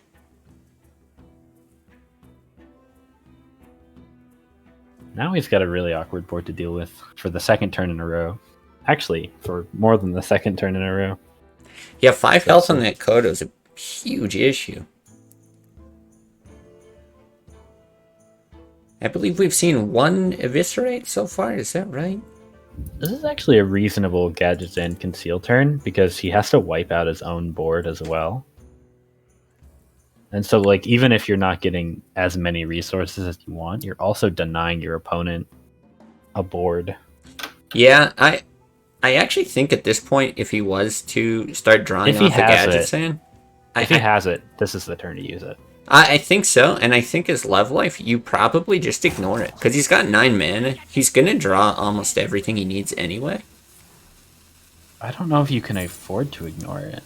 I just don't think you can deal 23 damage if you kill it. Well, okay, with that sap, certainly makes Pyro Equality look a lot more tempting. Or even Pyro Consecrate. I mean, it also makes What do you Tyrion know? look more tempting. But I do think this is just a Pyro Equality. You probably just tempo out the Kodo again. You attack for 3 first.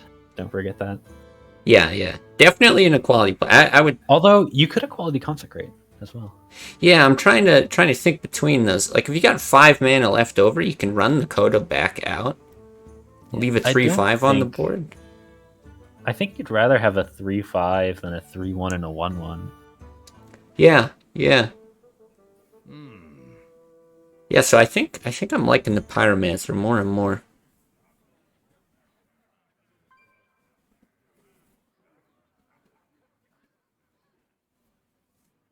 Must move quickly.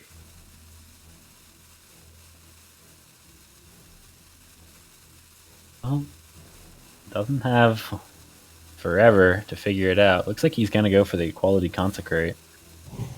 This is also an option. Hammer to do it. Okay. Well, this also leaves him with the 3/1. Yeah, not bad More at all. threatening Actually. 3/1 though. It is. I'm not sure that 3 damage though. 3 damage in a draw is more valuable than a 3/5 body. Because what is he hoping to draw there? It's not like he's Good killing him question. anytime soon. He already has the Tyrion. He already has. I guess he's hoping for his second Equality, just to answer another Gadgetzan Yeah, that's possible. or like another Consecration would also do the trick. Technically, Pyro could as well. You could humility your own Pyro after Consecration, and that would deal 4 damage. Yeah, that's true too. So that's it. He's just looking for another AoE, basically. Yeah, that must be it. Choose soon. Well, yeah, both players, I guess their tournament life on the line, just really thinking these plays through. Now going this He's low. gonna conceal. I think he was debating on if he wanted to conceal. I think Might that's be what his right. top card was. Might be right. But yeah, even though Fanu's going low, you can afford to do that against Paladin. Once again, doesn't have the time to actually play Tyrion comfortably. No, but I gotta think you're quite happy with this play too. Right? There's only Only so many much. minions in the deck, yeah. Yeah, Fanu can throw his way, and He could have a lot of damage. You haven't seen a prep yet. You've seen, I think, you haven't seen an eviscerate actually, right? yeah, I couldn't remember it. Maybe it is no eviscerates up to this point. So this could just be, he could just play 3 Leroys and play a bunch of Cold Bloods and eviscerates and preps. And that is enough to kill you. Looks like we're going to see our first eviscerate though, and it is not to the face. This is scary though. Maybe. Yeah, we'll have to see. Well, There's he your needs conceal. he needs a quality. That is not a quality. Well, what can you pick up for fun? You can technically, I don't think it's what you want to do, but you can't Kodo the 1/1. You can, yeah. It won't do you very good. I guess you have to Tyrion and hope there's no second sap. Yeah, well, let's see. 10 cards in the deck. You can either try to heal up to get out of the range of dying, or, yeah, throw out Tyrion. You're probably Yeah, I mean, the read right. for me is that he's got Leroy. Fanu almost certainly has Leroy and some amount of burst spells with it. Yeah. Yeah, that's the thing. So he's threatening 12, but if it's, say, Leroy Shadow Step, that's another 12. Something like Guardian of Kings does get you out of it, but I guess it doesn't really... It doesn't put you in a winning position, whereas Tyrion here maybe Tyrion's does. also a little bit awkward just because of this 1/1, just getting to pop the shield. But it still protects you from 9 damage, which is pretty good. Yeah, Got the heal from True Silver. exactly. I don't think it's going to get better than this. He's just hoping for no second sap. The other thing to keep in mind is Thalnos is going to give him another draw, so... Oh, there it is, off the top. He knows what's coming next. That's it. Fanu. Wow. Take it. 2-1. Yeah, wild game. I mean, really just not a lot of value off of those auctioneers, but I mean, you called it, just didn't need it. Sometimes you just have the damage. Okay, well now I think we can confidently say We have seen 3 games. that series is over. Surely. Yeah. All right. So yeah, that's going to put us into the semifinals. This is what the bracket looks like. I don't think we're spoiling anything if we send a message out to people.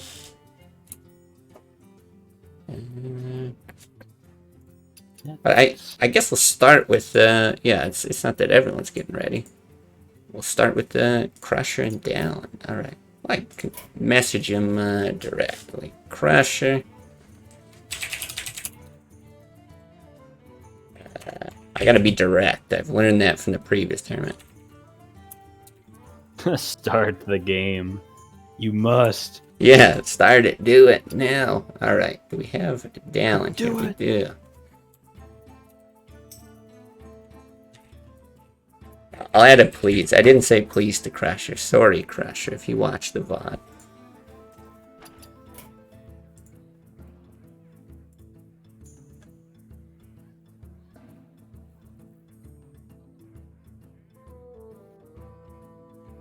All right, so we'll just wait for them to queue up. So yeah, still best of 3 here in the semifinals. We're just, you know, wanting to see the games from people who are making it real far in the tournament. But yeah, keep in mind the finals is going to be a best of 5, which really does change the dynamic because you're forced to play every single deck that isn't banned. All right, we're just going to get right into it with Crusher. Oh man, it's playing W. Dallin. I think I said that differently last time, but I don't remember what I said. Yeah, I think I keep changing it too. Dallin. Dallin. Alright, so we got Crusher, Paladin. Let's see if we can't spectate here as well. Perfect. Oh, there it is. I think this is a pretty standard Druid list, if I'm not mistaken. Let me double check though. Yeah, just getting them ready now. So we've seen Crusher's Paladin. Probably a lot of people familiar with the deck anyway. Dallin's Druid. It's another very, yeah, like I was saying, very standard Druid list. Is running 1 copy BGH. Yeah. Which, conveniently enough, there is 1 BGH target in Crusher's list by default with the Ragnaros. That's true, yeah. Yeah, I guess the only thing real noteworthy, you know, 1 Farseer, no Harvest Golems. So just leaning a bit heavily into those 4 drops. Really hoping to hit early wild growths, innervates, that kind of thing. Mm-hmm. Yeah, I was talking about the, you know, the Vicious Syndicate list. That is something that they were quite insistent of when they talked about Druid, was that the Harvest Golem isn't it's just not good enough in the deck. It's only really good in anti-aggro, but they were a much bigger fan of the Farseers and Mind Control techs, BGH, these other utility-based 3-drops. Okay. I think I like this play. Obviously, it's going to get owned by Equality, but I think I like the Innervate Ancient of Lore. Oh, I His think hand this was is looking super really strong. rough. I feel like you kind of had to do that. And Equality, if he burnt an Equality, he would actually kind of mess with his own play because he would only get 1 draw from the Acolyte. Mm-hmm. Yeah, no, I actually like this. Not using the Equality. I think in this matchup, you do have to get a lot of value from it. Just knowing that there's these big taunts coming. 2 Ancients of War. You got Sylvanas, Karen, a couple Druid of the Classic. Everything from this turn forward is going to be a big body. Well, actually, kind of missing the minions here. Yeah, this is a Drake here, right? Yeah, Drake on 5. Got a Drake, but it's not the most appealing play. So I assume if you're playing the Drake, you're swinging into the 4/4, and then you're left with this body that just dies to an Argent Squire. Mm-hmm. But maybe that's just the best play. I gotta think so, because you win the value game over time, just playing one big minion after another. I'm not sure I'd be that concerned with this this board from Crusher right now. That is a good draw if you had 1 more mana. Yeah. Huh. I'm surprised he actually double Wrathed it. I wouldn't have minded the Wrath hero power actually, but I don't think I like the double Wrath. Yeah, it is a little bit heavy. I also don't like not swinging into the Acolyte for exactly this reason. Yeah, absolutely.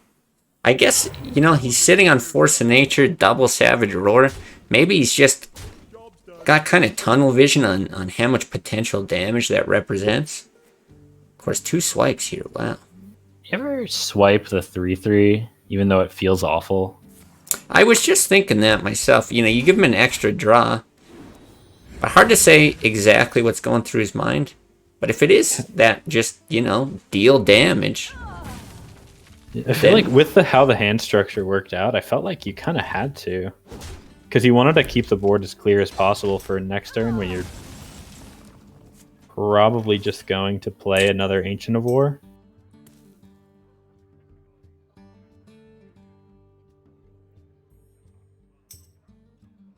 It's another one of those plays where it kind of goes against what you've been trained almost to do. Right. But in this situation, I think it's correct. Yeah, I'm inclined to agree. Now, this is actually not too bad if you start looking forward. Getting a lore down. Right, he's looking at hitting with the 5/6, which leaves a swipe, and he's already seen one swipe from Dallin. So I wonder if Crusher would be willing to take the risk. But of course he does have, Tyrion, Blessing of Kings, ways to keep the board pretty beefy as well. Ooh, Argent Protector on that 5/6.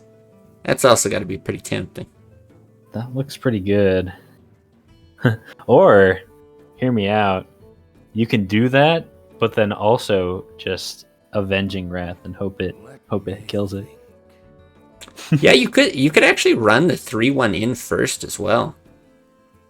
Honestly, it wouldn't be a horrible play to just Avenging Wrath, and then if it doesn't die, Argent Protector the 3/1. Hit that in, get maximum damage. I don't think you actually use Argent or Avenging Wrath. I was kind of... I want to see the big RNG play. Yeah. I don't think it's actually correct. No, I don't think it is. But you got me thinking of some other lines here, and honestly, pushing a ton of damage here isn't terrible. Like if I'm actually thinking, I actually think you Argent Protector the 5/6, and then Blessing of Kings the 3/1. It looks like he's just gonna send it all face though. Yeah, just gonna do it. Trading. Because the thing is, he's sitting on a quality Avenging Wrath. Like, how does Dallin come back? Big taunts, and you just immediately clear them. Probably left with one body on board. Could be game. You have to BGH this. This is kind of what I was thinking. Like, you really hate to BGH a 3/3 that got buffed, but you just have to in that situation. Now you still don't really have a great play. You really don't want to swing into the 5/6 with your face. No, I gotta think that's off the table. Like, he's got a swipe. Yeah, he's got a swipe, and then he's still dead. Chargers. He still just dies to the Avenging Wrath. Exactly. Yeah, this is messy. But I love Crusher's read there.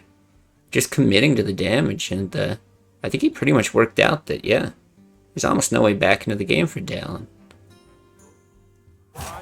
Yeah, Crusher, he knows when he can go in, and he went in, and he's getting rewarded for it. All right, just send 8 to face with the Avenging Wrath, just for fun. That is the funnier way. Oh, Crusher! He's not doing it. Yeah, not even giving us a chance. All right, all 4 are gonna hit face immediately. Okay, also getting intel that Crusher banned Rogue and Dallin banned Druid.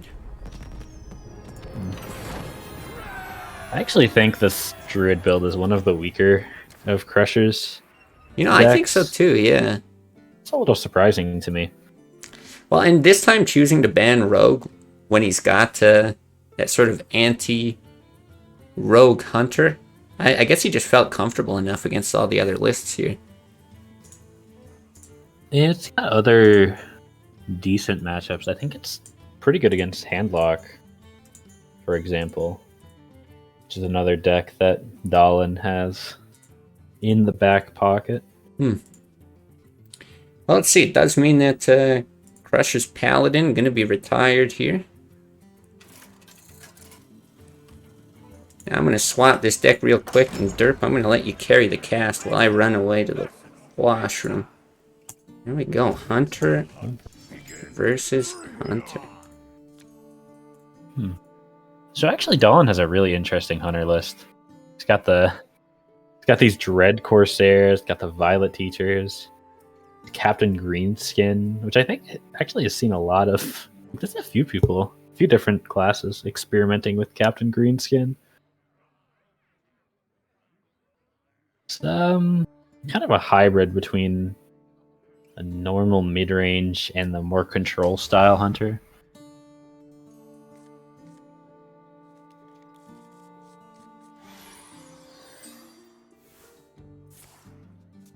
Guys, listen. I don't know. I can't tell what Dex is talking about. Unlucky. Dolan got a very interesting tracking there. Double Arcane Shot and Hunter's Mark. I'm kind of surprised he didn't take the Hunter's Mark, to be honest. Just wanted the Arcane Shot to ping off a minion. I guess he kind of has to do that.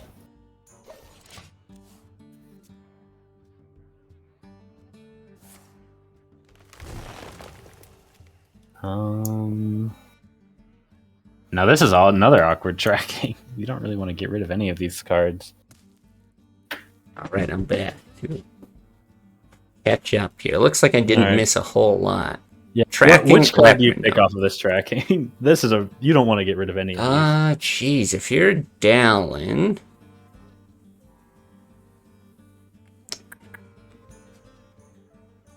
boy. I feel like you take the high main. Well, actually, no, because you don't want to play slower in the Hunter mirror. Yeah, this is Maybe. tough. I don't think you take Unleash. That is a single copy of Unleash, but yeah, knowing Crusher's list, there's not a lot of minions coming his way. That's true. But no, I kind of do like the longbow better than high main. I mean, freezing trap is always a risk. Longbow's either going to keep you alive by bashing a couple things on the board, or just finish them off with immediate damage. Because high main doesn't deal damage till turn 7 anyway. And I think Dallin has the goal of just trying to beat Crusher down, basically, looking at the two lists. There's that Captain Greenskin that Dalin's teched into the mid-range Hunter. I actually think this is one of the few decks where Greenskin fits in. You're already sitting on Eaglehorn Bow a lot because you're trying to generate extra durability from secrets. So it does work, but I'm a little disappointed. I know people are probably going to think this is funny. I'm a little disappointed that Captain's Parrot doesn't make its way into the list. It's a beast, you know? You get that synergy with Kill Command, or, well, geez, it looks like there's no Starving Buzzard. But it's going to pull Dread Corsairs, it's going to pull Captain Greenskin. I'm telling you, it works in Hunter. I could see it. I don't know if it's good enough. Why didn't he attack first? Or play the Greenskin first? He missed 1 damage. It's doomed. Unwinnable. Not really. Yeah, not sure. But yeah, Testing the that was a trap, misorder. but not sure what he's testing for. That's all I can think. Yeah, he's testing for another explosive. Yeah. But I feel like I gotta think. we'll well, see if let's that see. 1 damage matters. Yeah. I mean, Flare generally going to be pretty good here, but not that many traps in the list. I'm not sure Greenskin does a ton. Well, You Pressure's going very aggressively right now. He is, yeah. So it's kind of, but it's a little awkward. You're getting, on this boat, 2 extra damage potential, but it's going to lock you out of a hero power. It's okay, but I don't love it. What a draw, though. This is why you don't take the high main. Well, I'm he's got telling the you. flare. He does have the flare. That's true. That's true. And that flare is actually going to be... That's true. I did not notice that. How much damage is coming next turn for Crusher? So if he Without flares... anything else, he has 8. With the kill command and the hero power. Yeah. That is not enough. We could actually see Dahlin just run it back. Yeah, it's entirely possible. I guess he's thinking about the Violet Teacher, but then there's the risk of Unleash the Hounds. You know, how many... I mean, Unleash beats him anyways, most likely. Mm-hmm. The Unleash kill command, he only needs one hound. I guess he doesn't know the kill command is there, but still. Yeah. Definitely go with Flare. I think this is probably the right move, though. Not knowing the hand, but also just You know, what benefit does Violet Teacher really provide? I do like the explosive trap. trap. Yeah. Just for hero damage, really. Alright, well, Crusher needs to draw something. Just hero power down, please. Don't be too silly. Okay. Just another threat. A draw. That won't do it. Well, let's see. Can you do something Okay. fancy here? Okay, with the- so you can Pyro Deadly Shot, win the 50-50, Well, and Hunter's Mark your own Pyro. you have Pyro, Hunter's Mark to kill, spawn the 2/2s. Deadly Shot can leave one left. No. Yeah, it feels like there's something close, almost there, but just not quite. The only way you're clearing is winning the Deadly Shot 50-50.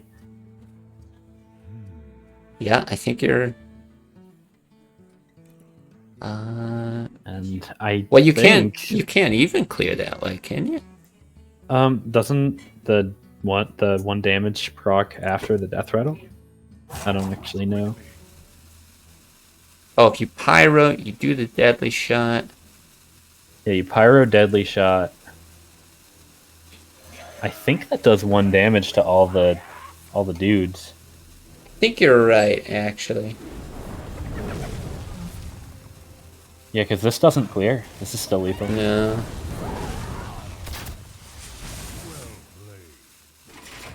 Well, Boy. Colin taking us to game 3. That's wild. Yeah, I was really thinking Crusher was in a good spot with that freezing trap drop, but yeah, I guess coming back late, I didn't notice the flare. And, There's the Captain Greenskin there. I really do. Doesn't I work. think Greenskin. I think it deserves an honorable mention in a lot of Hunter lists.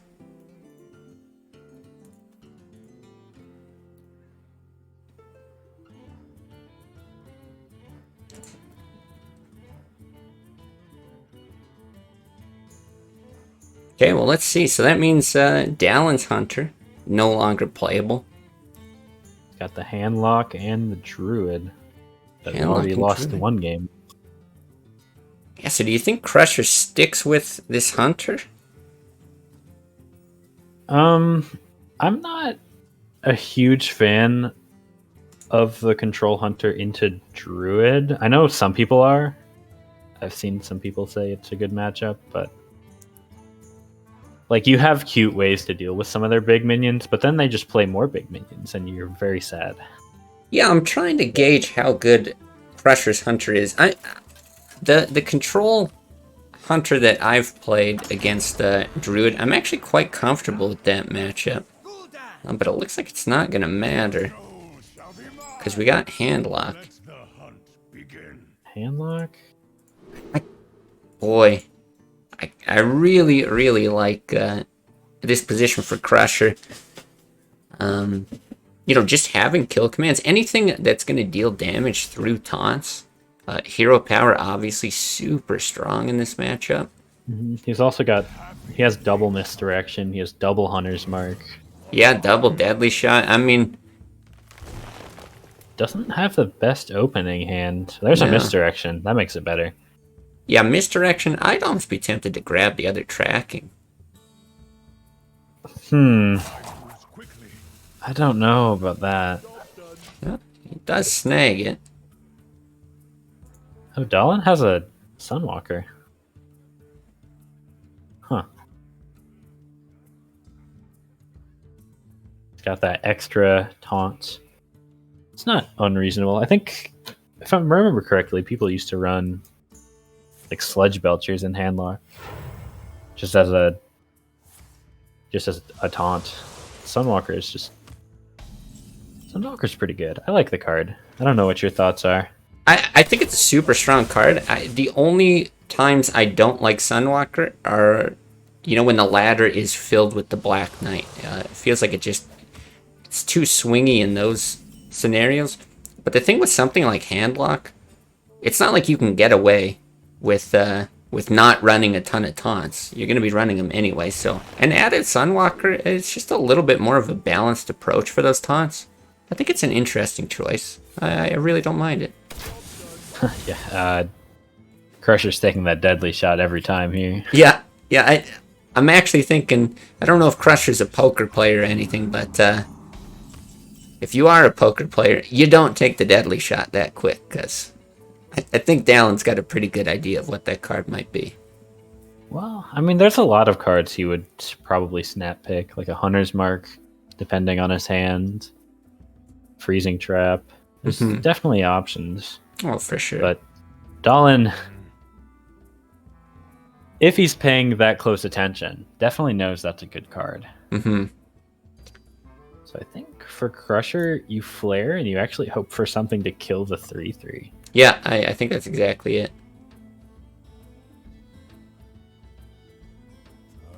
What is he up to, though? Yeah, Flare, you're hoping for the bow. Leper, Kill no. Command would do it as well. It's something. That's not as fortunate, No. but you play it. Yeah, you No play reason it. not to. It is damage at the end of the day. You don't know for sure that the turn 4 play is coming.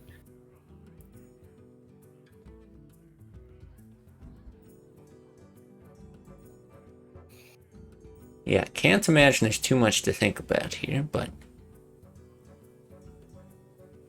At this point, tied up 1-1. Yeah, you gotta take your time with every little play.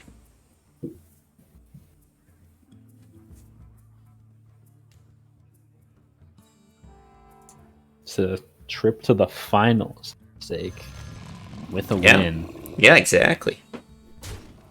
Only making the smart trade, playing around Hunter's Mark. Mm-hmm. Yep, very well done. This 50-50 deadly shot, if he is going to go for it. I gotta think I guess you this is don't. the Not move. with explosive in hand. Now, there is a real risk here, though. I've been burned by this before. We don't see an owl in the hand of Dallin, but he's running 2. Being able to silence that giant and just send 8 damage at Crusher's face. If he was able to do it, it might be a line that he'd consider. Yeah, gonna look for it. Yeah, gets 1 draw there. Now, he does have the option of Mortal Coil on his 3/1. But I'm not sure it's gonna that die anyways, but Mortal Coil is a really good card in this matchup. It's pretty good, and the fact that, you know, if he just doesn't swing this turn, it kind of goes both ways. It gives Crusher the option, or the ability, rather, to equip a bow if he's able to draw into it. That's going to give him extra charges, but that's not huge in this matchup. But that 3/1 could be useful for hitting like an animal companion, potentially even on a green skin with the Mortal Coil, so... There's merit in the play that it looks like Dallin's considering, which is just to taunt up these 1 health minions and make Crusher deal with them. You know, I'm not sure I like this play. I feel like in the long run, Crusher just wants to press his hero power as many times as possible. And this kind of just enables him to do it. Either, but it's... What else do you do? Do you just swing, kill your board? That feels bad as well. You've got 2 Sunfear Protectors, these Taunt Givers. You had a second one in the hand. Yeah, he does have another one. He's sitting on a Molten Giant for it. But I think his next turn he can Sunwalker. I feel like you do actually make the swing on the previous turn. Because what do you do here? Do you continue to not swing? Yeah, so at this point, what did he really prevent? That's fair. Doesn't pop the misdirection either. That's a little sad. Gonna be another 2 damage face. I mean, it does give him a 1-mana Molten Giant. I think you take that. Although there's still the deadly shot. That could just 1 in 3 decide they can't. Wait, that's not misdirection? Oh right, it's snipe. How did I think it was misdirection? I don't know, I trusted you because I wasn't looking.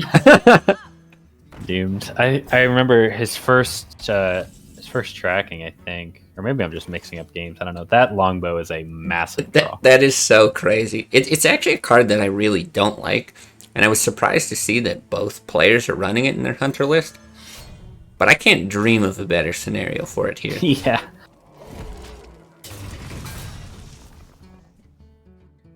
You can't even really respond with the Sunwalker because Crusher has the tools to kill it. He can just kill comms the 2-3, swings into the 2-1, and deadly shots. Yeah, but honestly, that's not so bad. If he does decide to use the kill command on a minion as opposed to his face, I do feel like that's a small win for Dallin in the long run. Maybe. It's a small win if you're alive in the long run. Fair point. It's not exactly a guarantee with how this game is going. No. No, and I think with what you said, that might just be his only play. If there wasn't that much pressure, I honestly wouldn't hate buzzard into something else. Yeah, I mean, it's really good if you drew something. Oh, wow. Well, okay. sometimes you hit the 50-50. Yeah. Not the play I would have gone for, but No, me it either. worked. It sure Jeez. worked. Small win for Dallin goes to Now I'm a little more open to the double buzzard here, or even like a buzzard, just kill command face right now. I think either you've way. You've already seen one Molten Giant. You probably would have played the other if he had it. I agree with that, but I think no matter what you do, you press the hero power button. It's like a rule. If you're playing Hunter in this matchup, I feel like you just have to. Probably. You're probably right, but I let's could have see. set up like a lethal with a Leroy hero power next turn. Yeah, that's a fair point. It wouldn't have worked out because he would have been facing this board, but without a kill command. But yeah, of course he doesn't know that. Hunter's Mark without draws. the Unleash, yeah. But he kills the board again. Yeah, he is looking at doing that. I was just kind of wondering myself, is that worth it? But again, he's got the right idea. He presses Got the hero Leroy in power. hand.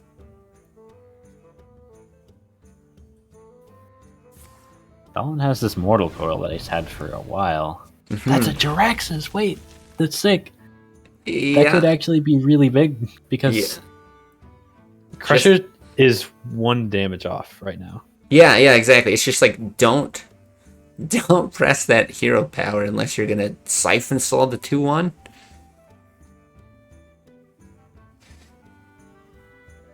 Boy. I wonder if you Siphon Soul the 2-1 anyways. I think you might, 'cause there's so many things Crusher can draw into for more damage, right? He's got Arcane Shot, another kill command. I think I like this Doomsayer with how he's been playing this. Doomsayer, you get to play the Jiraxxus next turn if you so desire.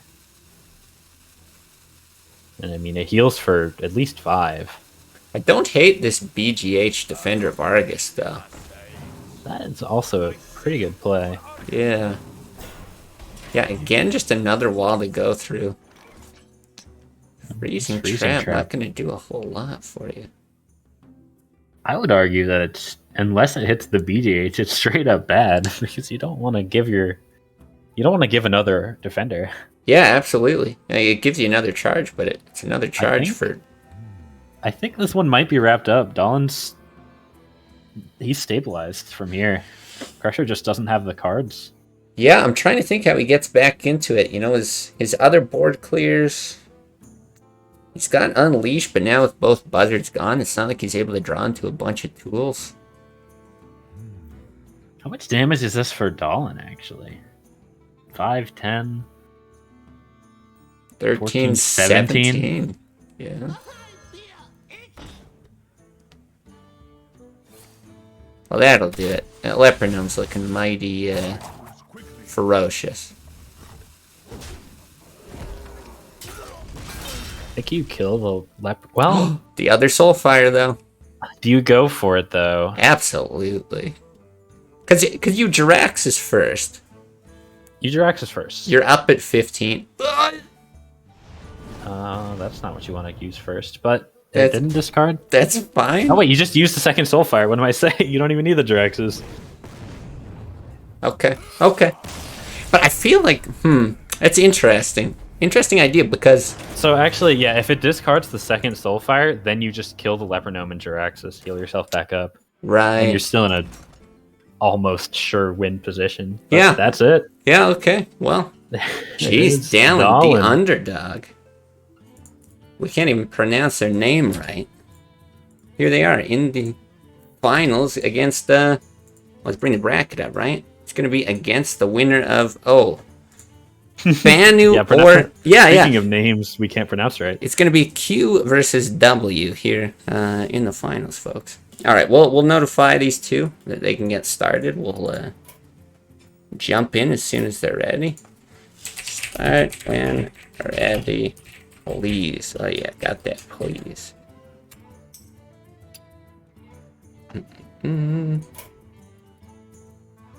Great, yeah, really nice work by Dallin there.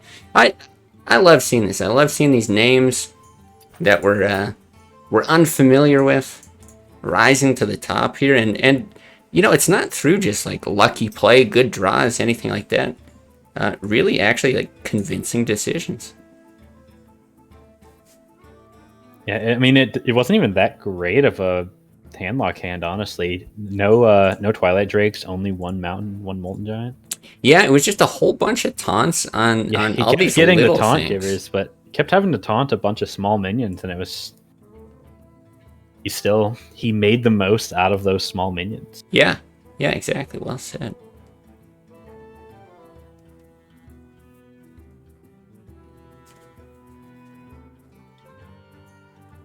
Well, very excited to see how this goes. Oh, I think I got the bans here.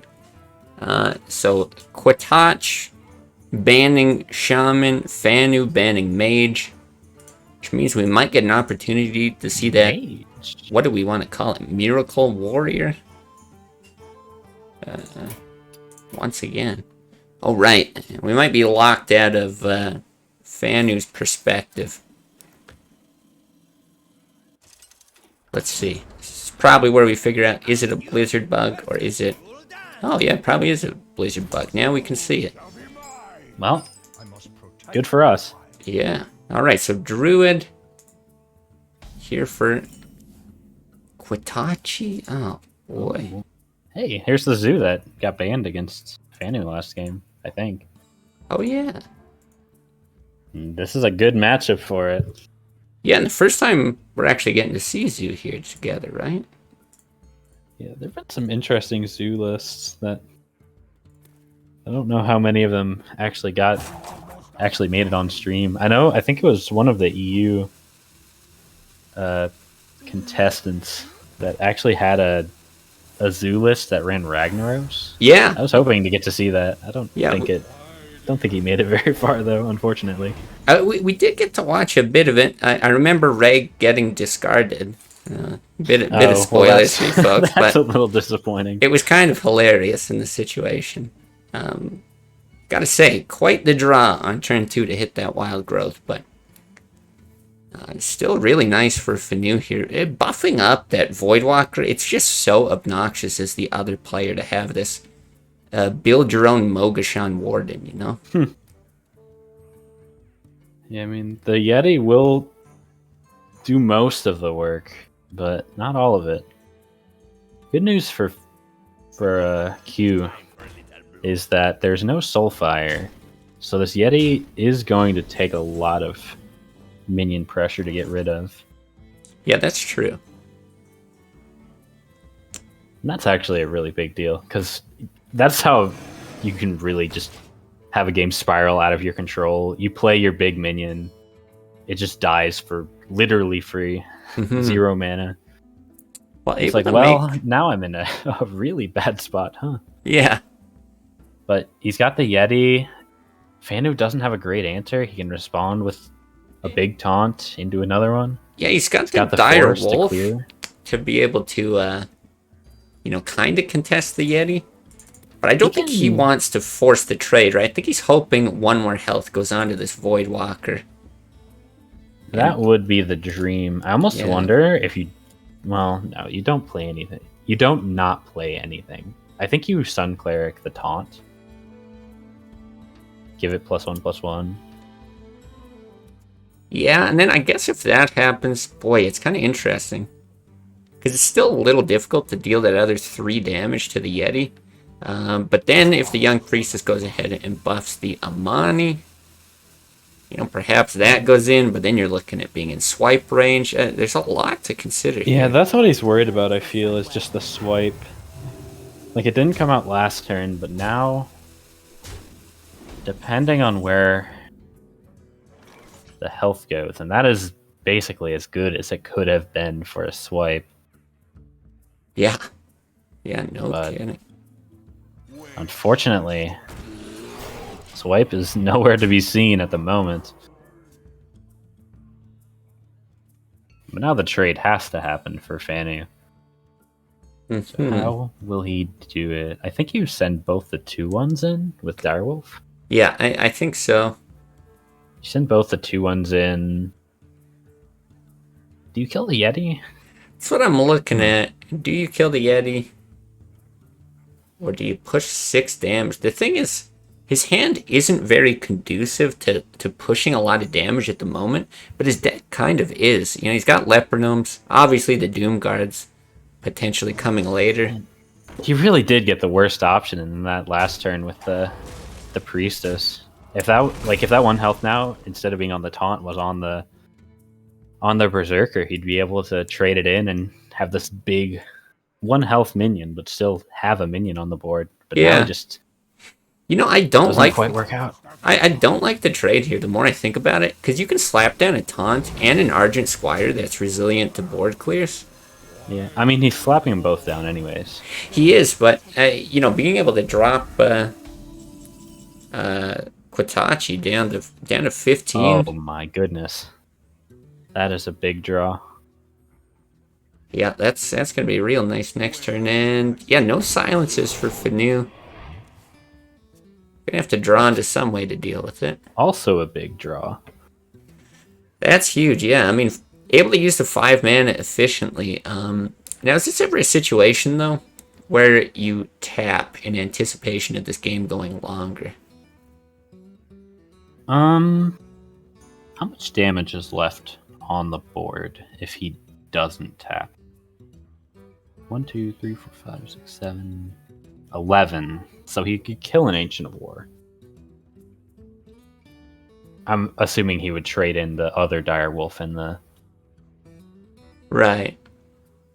Or wait, no, he couldn't put it there because then he would lose the first Direwolf buff on the Argent Squire, so he'd have to put the Direwolf somewhere else. Well, I think it is Direwolf for sure. Yeah. Okay. This is the play you want to do. So now he's left with. Okay, it does go for the goal. You put it on that side. That's interesting. I gotta Like think Defender that's of just... Argus positioning. Oh, okay. Yeah, maybe. Well, no. maybe. Even then, you would want to buff the Squire with Defender. I think that was just straight a misplay. Yeah, that was my first thought. It's got to be a misplay, but I'm really surprised you aren't just playing the Ancient of War here. Like he only has 8 power on the board. I feel like this is just a slam big taunt, deal with basically the entire board. yeah, okay. He does end up doing it. Yeah, and Force of Nature can come at any time later. Well, that helps. Yeah, the Force is almost certainly going to be the follow-up. Not the best draws for Fanu, but No. it is enough to kill the Ancient, and it still leaves behind a little bit of a board. Get in there and fight, maggot. But you're reaching the point where the Druid's able to stabilize. He played so much... He's gained so much effective health from these taunts. He's got the Force now to clear off what's left of the board. And now you're in a really bad spot as Zoo. Yeah, The only good news is he doesn't have any more taunts. Or he does, but Yeah, not very in hand. many. Yeah, the only taunt left. Actually, he runs 2 Yetis and 2 Shield Masters, so he's got 2 of those. But only one really big taunt in that Ancient of War. So The able to list that I've got here, he's got no Sengens, but double Ancient of War.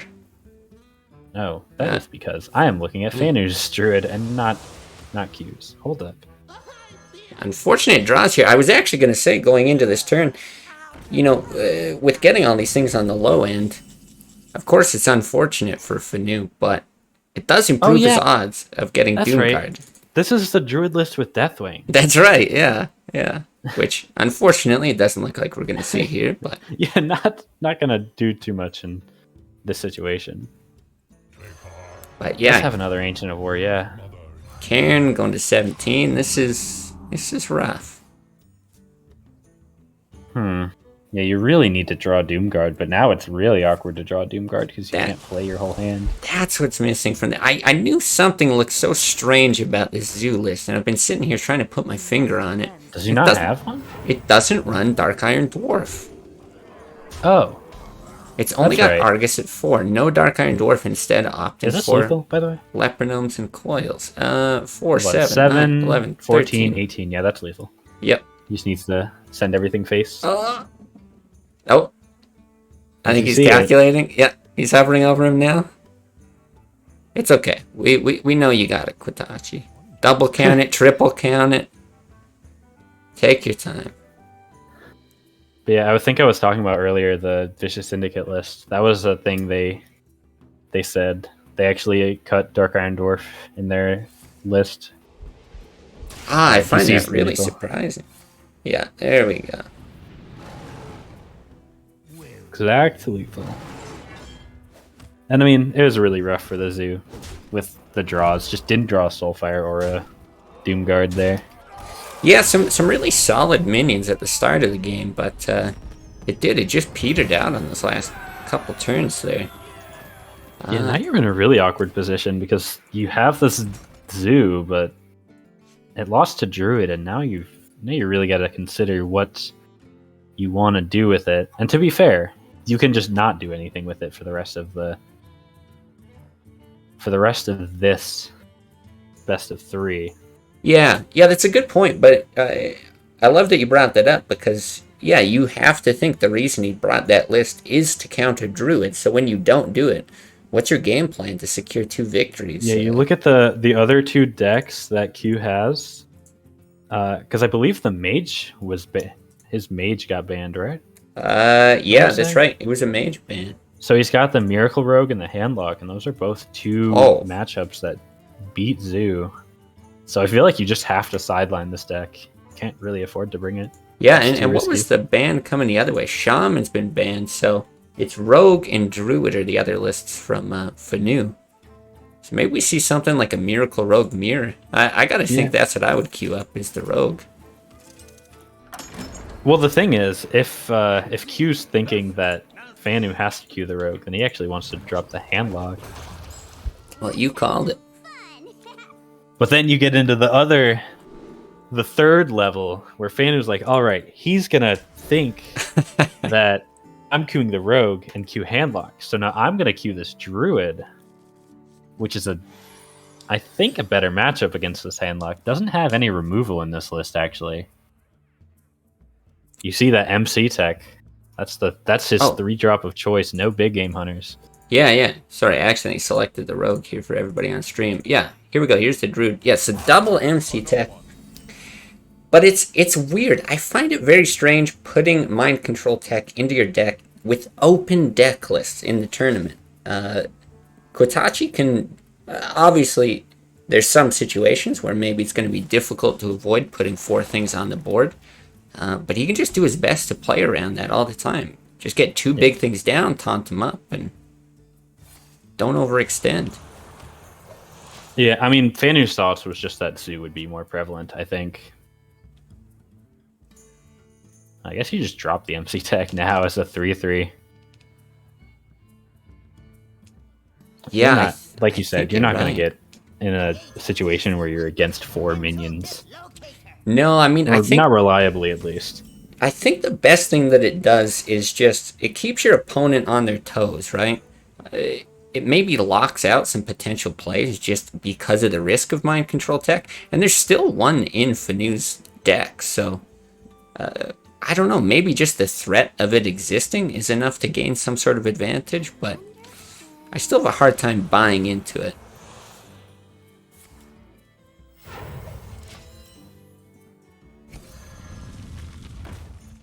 Well, once again, we're seeing the handlock not really have the best hand. Yeah, not landing on Just any the of those druid, though, fours. to be fair. I don't think you're particularly happy about either of these. Although the innervate helps a lot for Fanu. He just doesn't have anything to... He's a very reactive hand. Yeah, that's a good way to put it. And unfortunately, the handlock is about to most likely do nothing next turn. Probably just Farseer himself. Or taunt that. He could do that too. Yeah, with the Sun Fury in hand, I really don't mind the taunt on Defender. Or sorry, He's on gonna the tap. Watcher. Yeah, he taps and then does the smaller taunt. Okay. Then, unfortunately, I think this just gets swiped. You swipe hero power it, I think. Swipe hero power, or is he desperate enough to draw with the Wrath? His It's hand not is so unreasonable. bad. It's not unreasonable.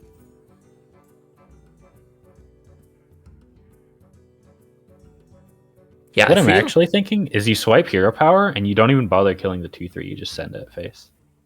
Because you've got the silence. You might actually be able to just push enough damage. Interesting. You just lean into what you got instead of trying to dig into what you don't. Looks like he's not even going to swipe. Well, I think you this is do a better this. way to do. Yeah, you do this first. I'm not sure exactly what you draw that would change your play, but Time waits for no one. Yeah, I think you really want to swipe. I guess the second Wrath means you don't have to use it. well, now the MC Or you can tech just use the trades in. 3/3. Yeah. Still not the draws he is looking for. No, not at all. I mean, you're really hoping for a lore there. He's thinning his deck, improving his odds to get it. Yeah, And once again, the good news is that on the other side, we're seeing a Jiraxxus. Yeah. Jiraxxus and a 10-mana Molten Giant. Yeah. Both players just not getting into what they want. And QuatachIchl doesn't even have the ability to tap into something better here. Like, he's sitting on a full hand.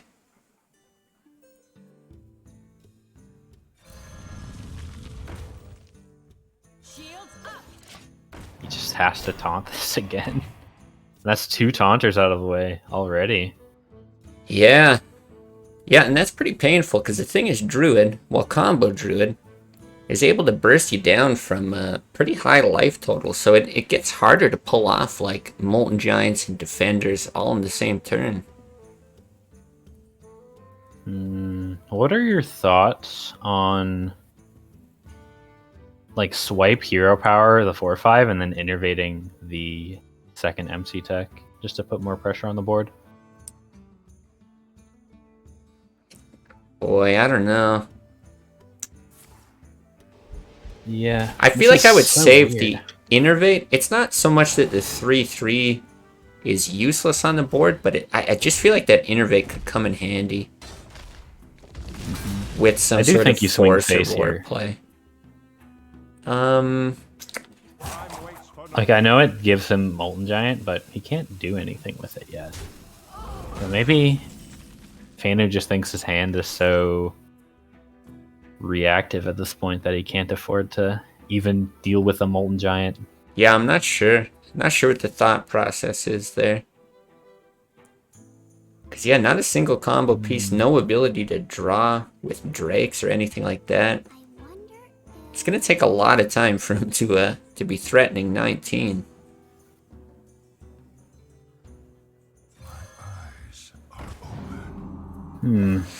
But this is interesting because it really does QuatachIchl kind of tip in his hand that I mean he's been doing it the whole game, but that hey, I got nothing. I'm not even comfortable drawing. I'm so desperate, but he probably doesn't realize just how bad Fanu's hand is because I think in a position like this, if you can't see his hand, you're thinking about the combo, right? No innervates you have out. to think he's holding on to like 4 cards. It's Yeah. like, is it gonna double combo me out of nowhere or what? Yeah, and I think the only giveaway, if you're to really look at it from his perspective, is the fact that taunt just keeps hitting Sun Furies. It's cleared 2 now. And it's like, well, that does seem a little strange. Yeah, I don't know if I really don't like that he's been so defensive with these swings, but No, I don't either, but it is an unusual position for both players to hate their hands so much. it's really rough because Fanner's probably just gonna Ancient of War, or maybe not. And then the one really good thing that Q has right now is the Siphon Soul. So Yeah, exactly. they're gonna innervate out the MC tech. Is that what it did? Yep. Okay. He's got the Shadow Flame. Shadow Flame and with the Mortal Coil, it's a full clear. It's a full clear, but what are you doing after that? Oh, maybe it doesn't matter. Just getting all this pressure off the board. Yeah, maybe well, you feel like you have to. Yeah, I feel like you do it. You're actually Definitely. just comfortable passing, right? You saw the one innervate. He's at 9. Okay, sure. You're gonna burst me for 14. Huh, geez, this is... Druid has to draw something. That's something. It's something that can also draw something. That is exactly the draw he was looking for. Have to imagine. Okay, some reasonable bodies. Finally see a Twilight Drake. Yeah, very, very strange that so late into the game we're seeing all these... We're finally about to play the matchup. Yeah, these high-value minions, what everyone's been looking for this whole time. But it's very interesting, because I think it puts these players into a position they're probably not very comfortable with. And again, looking at where QuatachIchl's at, I gotta be eyeing that Siphon Soul. He's still gonna be worried about his life total. He can't leave anything on the board unless he's gonna taunt up. Yeah, I mean, if you had the read before that he's got a combo, now you're really in trouble. And that tap means there's not a lot he can do. He has to siphon this, and that leaves him open to so many things that Fanu has. He could play 2 5-drops, he could just play the big Ancient of War. Yeah, or I even like the 2 5-drop play. 2 5s is good. Do you ever innervate the Sylvanas with one of the 5s? I think if you're innervating the war here with the Azure Drake. The thing, well, I guess he hasn't seen the single owl as the one thing from QuatachIchl, but he hasn't seen 5/5. Yeah. Like, you don't play it in 10 attack. Oh, sorry. I wasn't even thinking for the war. I was thinking for the Sylvanas. Oh, yeah. Because if you get the Sylvanas out, he hasn't seen the Mountain Giants. He hasn't seen the Drakes.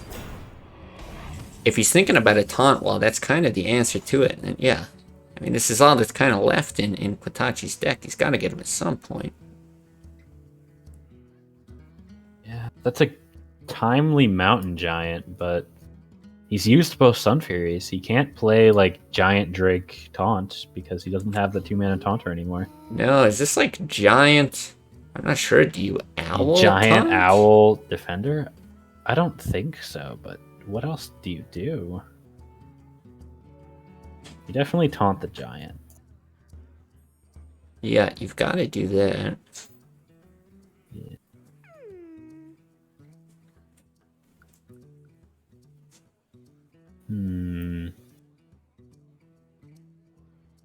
Maybe he's just thinking of playing Twilight Drake Giant and not taunting. just taking the risk that if he's got combo, There's no way. I mean, what a crazy read, but 13 cards left in his deck. If that's I mean, what he goes for. it's less of a read and more just thinking like he can't play around combo. Yeah, that's his Would be the out, thought process. I But guess.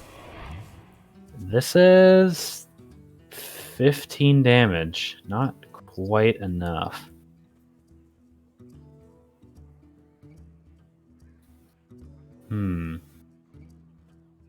It's a really interesting play now. Because by getting that 15, you'd be using your last 2 in the keeper. So you don't want to do that. You're really sad that you haven't seen... You've seen one combo piece this deep in your deck. Yeah. A second combo would have been lethal, I believe. 6, 10, 14, 18, yeah. Yeah, it would be. Boy. So now what do you do?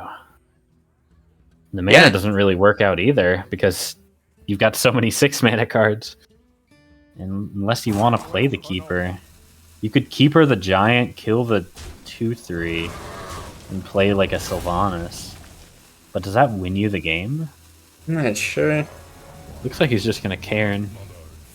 Cairn try to get value out of Sylvanas later, maybe? I feel like you played the Cairn because you're scared of Sylvanas getting hit with an owl. That was a smart not choosing to hit there. Playing around the second Molten Giant, second... Or, I guess first Molten Giant. But Molten Giant into second Defender. Right. Right, yeah, he does know QuatachIchl's pretty deep in his deck, so it's a very real possibility. So one for like the 6th time, I ask, now what?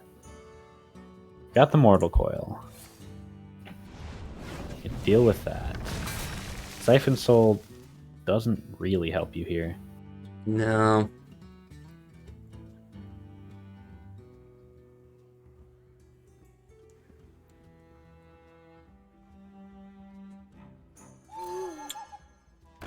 Yes, gets very interesting. I mean, I guess, yeah. Once again, he's just sitting thinking about combo, even if he didn't have it previously. No guarantee he doesn't draw into it. And now you've seen both Siphon Souls and a Silence. I think he just dropped the Ancient of War immediately. That is a big draw. Yeah, yeah, I think you're absolutely right. Q is basically out of options to deal with it, outside of just charging in a Leroy. Yeah, yeah, probably not advisable. This is going long, and the good news is for Q is that in a game that's going to go this long, if he can manage to play Jiraxis safely, he is winning the value game. Yeah, and that's so hard to pull off against Druid. Yeah, the problem with playing Jiraxis against Druid is that you have 15 health. You can't go any higher. Combo does 14 damage. If you leave anything on the board, you die. Mm-hmm. Especially in Q's case, where he's got one defender. He's used both of his Sun Fury protectors. He's used a defender. One way to taunt up minions. As soon as that's gone, he cannot leave anything on the board, or he dies. Yeah, yeah, absolutely. It makes Jiraxis so hard to play in this matchup. It really does. I wonder if he was looking for that other power overwhelming. That's the only thing I can think to that he could use to clear. Could have used the Leroy, but well, true. Not exactly great. And this keeper about to do 10 damage I must safeguard the law. to this poor Twilight Drake.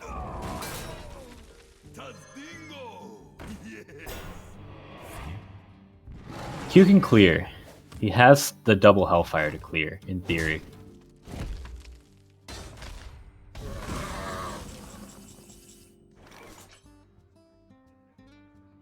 He's got the double Hellfire to clear, and actually, if he's not dead, he has full Leroy combo. It is true. But okay, what can he do with this Faceless?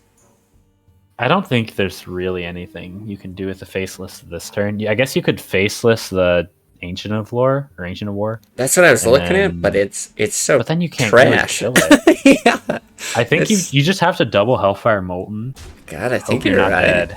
I Another think turn you're where right. it's just you can't afford to play around combo anymore. You just have to go for this. Hope he doesn't draw it. Yeah, and he And draws it. there it is. Whoopsie. Yeah. Well said. Off the top. Well, at that point, I mean, two in his deck. 10 cards left. Yeah, eventually these will Yeah. show up. Can you even call it a top deck at this point? Alright, so a win. Fanu here. Again, hate to root for people. Yeah, hate to root for people here, but I just like seeing a game 3, you know?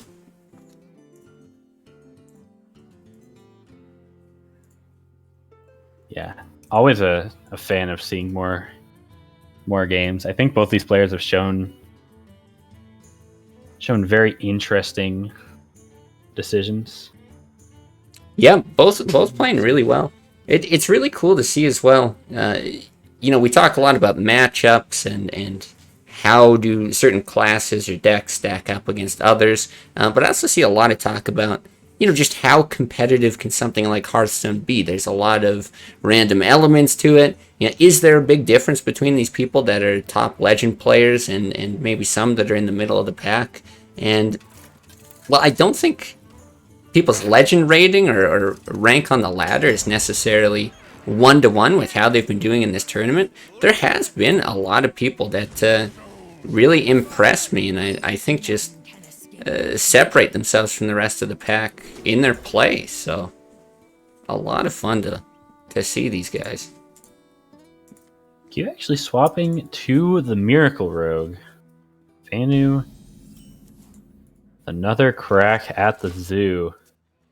He's got a pretty good hand. Q's got that SI7 that you really want to see against zoo, but unfortunately, good way to activate it just yet. Yeah. Well, I guess the what was the other option? You basically go into a Miracle Rogue mirror. Yeah. And Fanu Fanu had... probably regretting it because he got the coin. yeah, you would have had coin. Yeah, he had the rogue and the zoo. And both are pretty bad against handlock. So opts for what I would maybe argue is the better of the two, because zoo could just sometimes run away with the game really fast. Yep, very true. But Q reading that, going for the rogue. It's a good ladder matchup in general. Yeah, definitely is, but we've certainly seen a lot of rogues get taken down for it being, you know, the quote-unquote best deck in all of Classic.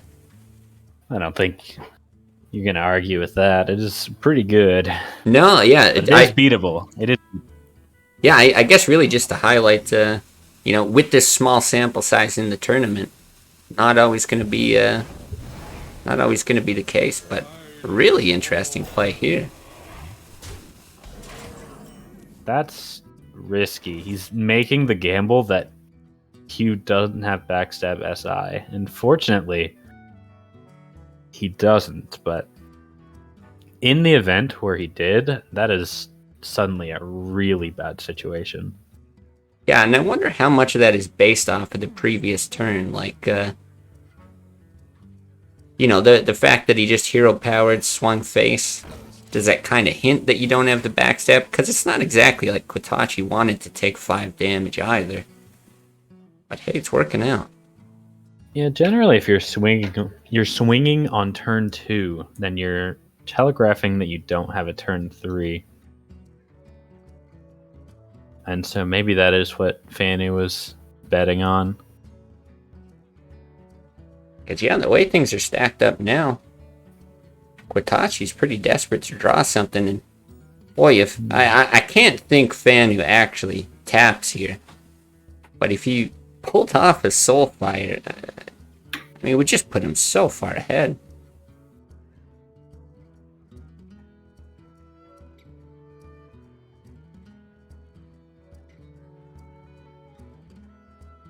I don't think you bother tapping for Soulfire. I think you just play the Harvest Golem, actually. Yeah, I like Golem. Harvest Golem, swing 6 to face. Your Yeah. opponent, he just tempo SI'd, so it does not seem like he has a handful of plays. Okay, but the Juggler into Priestess. Well, Extra health That on the is- Amani, big deal, but yeah. he can kill the taunt, ban Shadow Step, kill the Berserker, swing into the Knife Juggler. He's at 16, but the board is dead. That is a big draw. And I mean, in Zoo, you can afford to use these Shadow Steps, even with the Leroy in hand, just to stabilize early. Oh, absolutely. Yeah, I think SI's got to be your #1 target for Shadow Steps in this matchup. So yeah, not only Probably. getting the combo, but actually healing it after attacking. It's perfect. That's the risk of leaving an SI up. And even though I like the play, definitely did not work out. But Fanu's got a pretty decent backup, just making this 2/2 Divine Shield with the Squire and the Sun Cleric. Yeah, absolutely. Yeah, Yeah, still you can anyone's imagine. game. I imagine that's the play.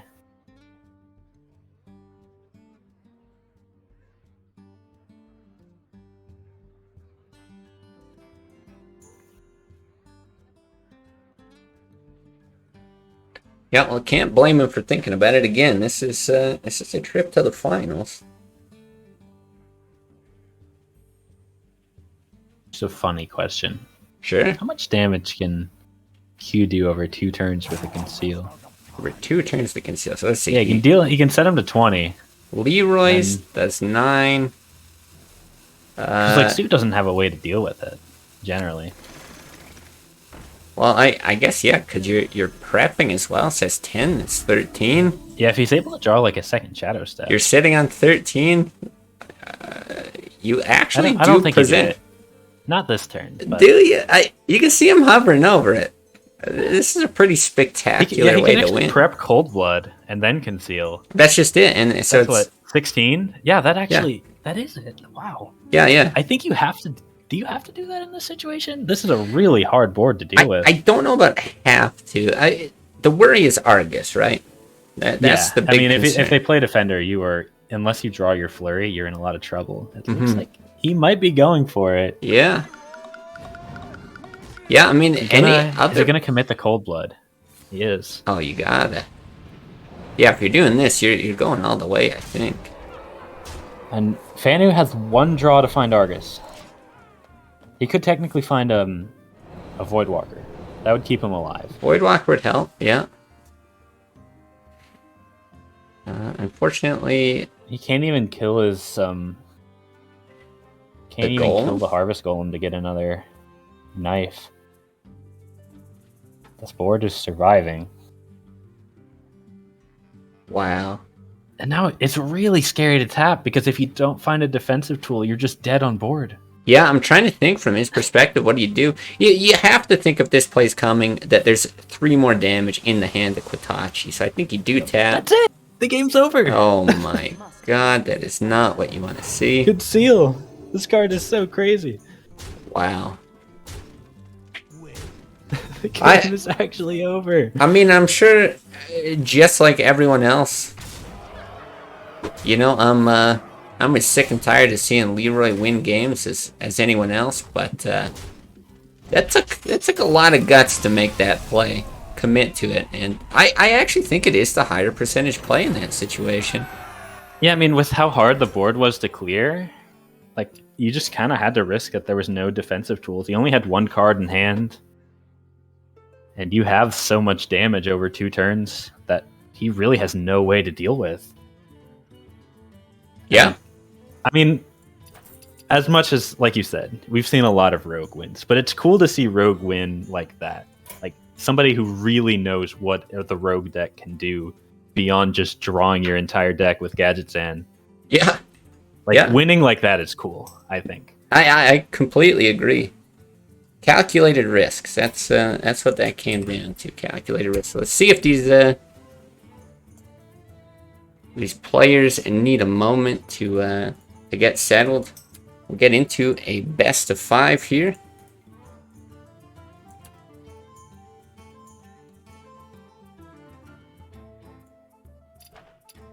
I am going to get some water, so I will be right back. All right, I might sneak away here as well.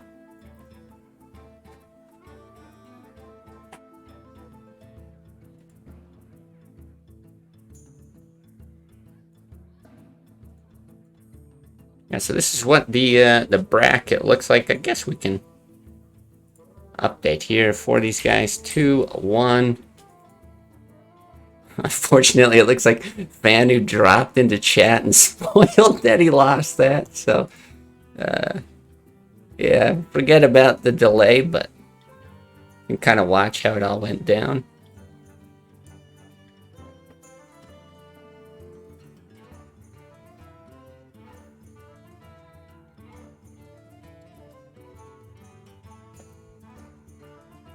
Yeah, it looks like maybe we've got a moment here.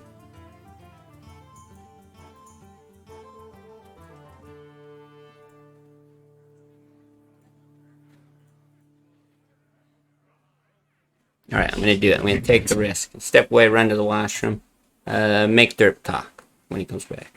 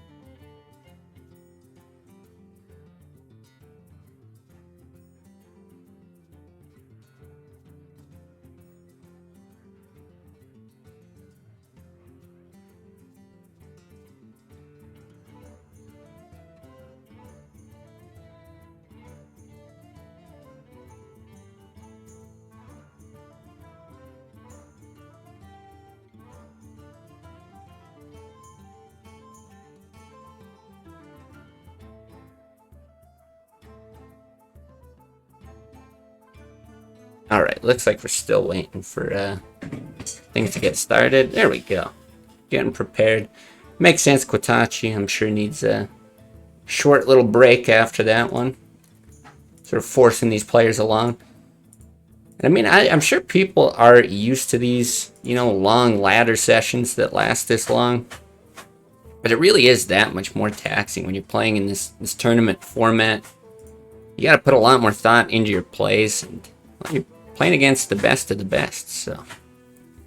Yeah, especially the knowledge that, like, you're not just playing ladders where you're just playing to yourself. The other player knows what you're doing. We're all watching.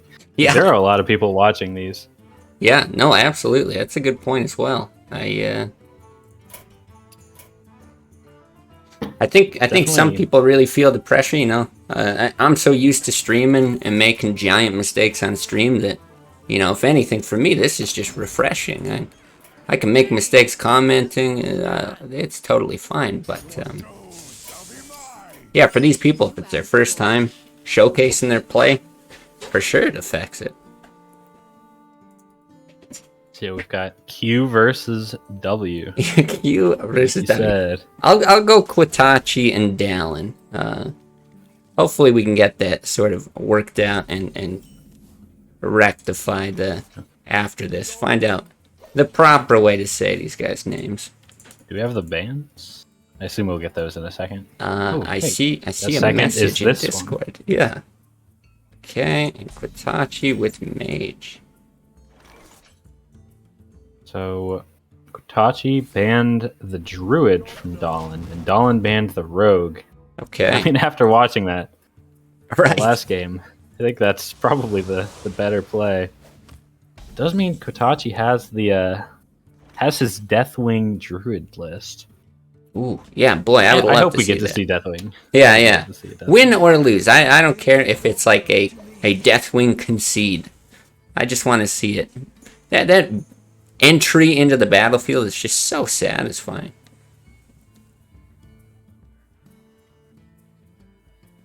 Yeah, it's a shame that the card isn't the best. Isn't Classic, 'cause- playable? Yeah. I mean, it's playable. I've seen some warriors run it on ladder. I don't think it's good. No, I'm think the it- same. I think it kills your hand and then gets hexed. But you know, sometimes it doesn't do that, and it's cool. Yeah, it's true. It's true. Dolan has the coin Drake. Look at that. A I was- handlock that gets to do a play on I turn was 4. just thinking the same thing. And he's got a mountain giant in hand. This is QuatachIchl's just got to be so jealous here. Yeah, this Doomsayer's probably going to do a lot. Actually, gonna take it. Gonna draw. I was gonna say he should draw Bolt Doomsayer, although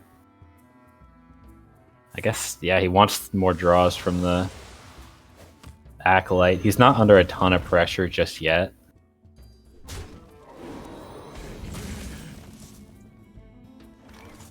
Yeah, no, I like that move. Yeah, the issue is with no Frost Nova, these Doomsayers are pretty rough to play. Yeah, I don't think it's worth getting him out. He's sitting on 9 cards in hand, which, you know, makes something like an Arcane Intellect a little bulky here. You could potentially do it and still run out a Doomsayer as a backup if you don't draw into anything you could playable. Arcane Intellect, just play a Doomsayer to get rid of it and save yourself 7 life. That's exactly it. To tank some damage. I think this is a matchup where you do want to be getting value out of Doomsayers. I would In agree. general? I think so. Though Dallin, his version of Handlock runs 2 owls. You know, he's got 1 in hand, so I'm not sure how much you really expect to get out of it. This is...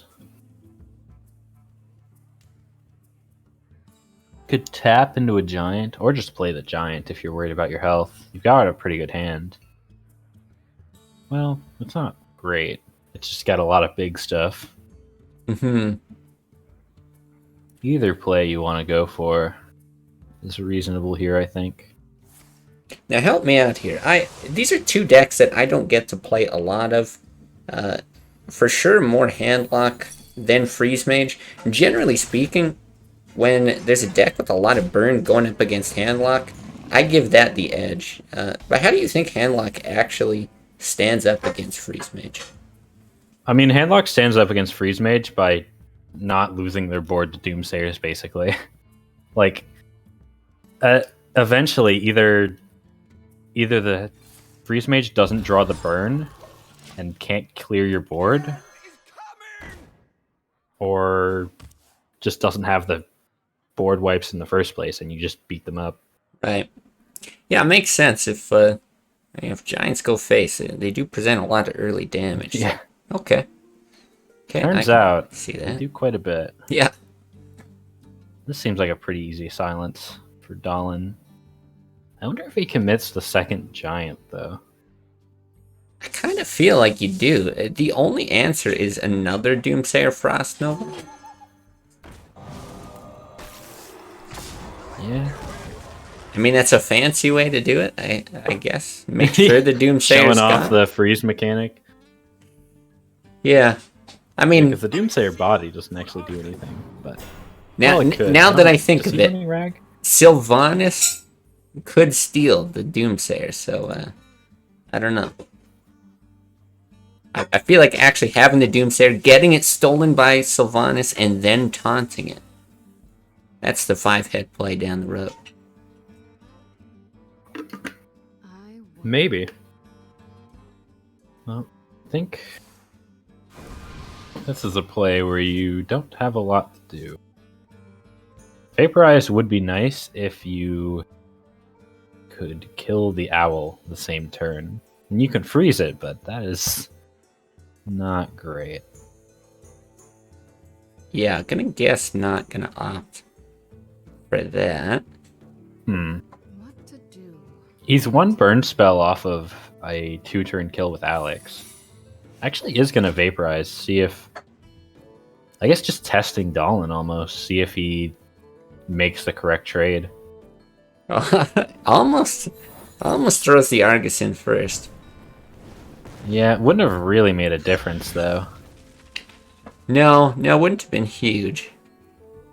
I think I would have rather him just play the Ice Block, though. Because next turn you can Blizzard Doomsayer, turn after you can Alex. And now you can do that, but you don't get to play your Ice Block. You know, that's a really good point. Yeah, if the Doomsayer dies, then you're in so much trouble. You don't get to Alex. And he has a way to kill it. He has the Hellfire and the Soulfire. Yeah, I really wish he played the Ice Block there. Oof. Because now that this Doomsayer dies, he is in so much trouble. Yeah. I mean, at least the Blizzard, like, it's doing a bit of damage, so... I mean, potentially a draw into Flame Strike after the Hellfire could be a bit of a saving grace here. But being that draw dependent, you know, there's no way to dig. You can't run out of Loot Hoard and ping it or anything like that. He is getting pretty low. The Dallin is. That is worth considering. And that's his healing. There goes some heal. That's what he discarded. And there's some burn. That is a lot of damage. Okay, yeah, this is really good. Okay. You just Ice Block, Fireball, ping. Yeah. You don't die because you have Ice Block. Next turn, you have so much burn. Yeah, and then you Fireball, Frostbolt, Ice Slice. That's crazy. The discard and top deck Fireball. Although, actually, I don't think the discard actually mattered. The 3 health wouldn't have been enough. Because with the ping this turn, he would have had 20. I guess 21 with the ping next turn. So, wow. unless he draws into another healing option. That does heal. Ooh. That heals and keeps him alive. 9, straight 13, 14. But boy, you would love to have the Farseer. I think that might be enough, though. Yeah, I guess we'll see. Yeah, might as well get the Giants out. Yeah, no reason not to. That Jiraxis was also a really big top deck. No kidding. Boy, these guys know how to put on a performance for the finals. It doesn't matter. There's the last piece. What is this game? Oh my goodness. You ever see when it comes to like sports and betting, they'll sometimes show the lines, like the probability of each team to win. I wish that we could run a simulation like that on this game, because I feel like it went 90+% to each player like 2 or 3 times. Yeah, those last 3 turns just swung so massively with the draws. Wow, alright, first game to QuatachIchl. That was a crazy game. Yeah, gotta put the freeze mage away. Let's see what he breaks out next, and is Dallin gonna stick with Handlock or not? Tashi banned the Druid, right? Let's double check that. Yeah, Druid's gone. It makes sense. He wanted the guaranteed good freeze mage matchup. Because I guess there's the Hunter. But removing one of the 2 bad matchups for freeze mage, which can be a pretty tough deck to get wins on. Mm-hmm. You know, there's no warrior in Dallin's list, but Druid is still a really bad matchup for freeze mage. Hunter's probably pretty bad with the flare. Right. Yeah, so QuatachIchl down to Druid or Warlock, because Rogue's been banned. Opts to go for Druid. There's the Deathwing. Yeah. Oh. Not going to keep it, I don't imagine. Oh, come on. It would be funny, though. That's too bad. Yeah, and then we got the Hunter here. He'll make up for it with the turn 1 Yeti. So this Hunter we got to see against Crusher's Hunter, which was a very interesting back and forth as well. Dawn actually has an answer to turn 1 Yeti. Wait a minute. He's got the Hunter's Mark. That's a really big deal. That's down. There's no more ramp in Q's hand. Yeah, it's absolutely Tachi's what hand. we're gonna see. Yeah, no question. That is oof. I don't know. Yeah, see, I love that. I was about to say, you know, with no deadly shots, kind of curious how the matchup goes. I think, you know, Dallin's really hoping to curve out nicely. You can see Bow, Dredge Corsair, but, like, you know, an Animal Companion in here would be nice. Jungle Panther, there we go. I think that's very good. So yeah, he can Jungle Panther into Weapon Corsair next turn. That's right, yeah. That is... We might already be looking at a 1-1 after that turn 1, not gonna lie. I mean, it's big, but, you know, if there's any deck, any class that I think can just consistently draw some of the craziest cards, it's Druid. So I don't want to count QuatachIchl out at all. Even here, just dropping like a BGH, right? He knows there's no BGH targets in Dallin's list. I like that, and then saving the Farseer for some heal later. Hold on, look at this flare. He can actually remove stealth from his own Jungle Panther. What do you think? I mean, I would give it like 10 out of 10 BM. There's the Wild Growth. Not quite on time. Oh, not at all. Yeah, you really don't even have a time to play it, do you? This turn, you really... Well, what do you want to do this turn, actually? Maybe you can get away with it. I don't think you can do it this turn. If you're not expecting another turn 5, if you're not expecting a minion next turn, then you can Wild Growth, and then next turn you can swipe Hero Power to clean it up.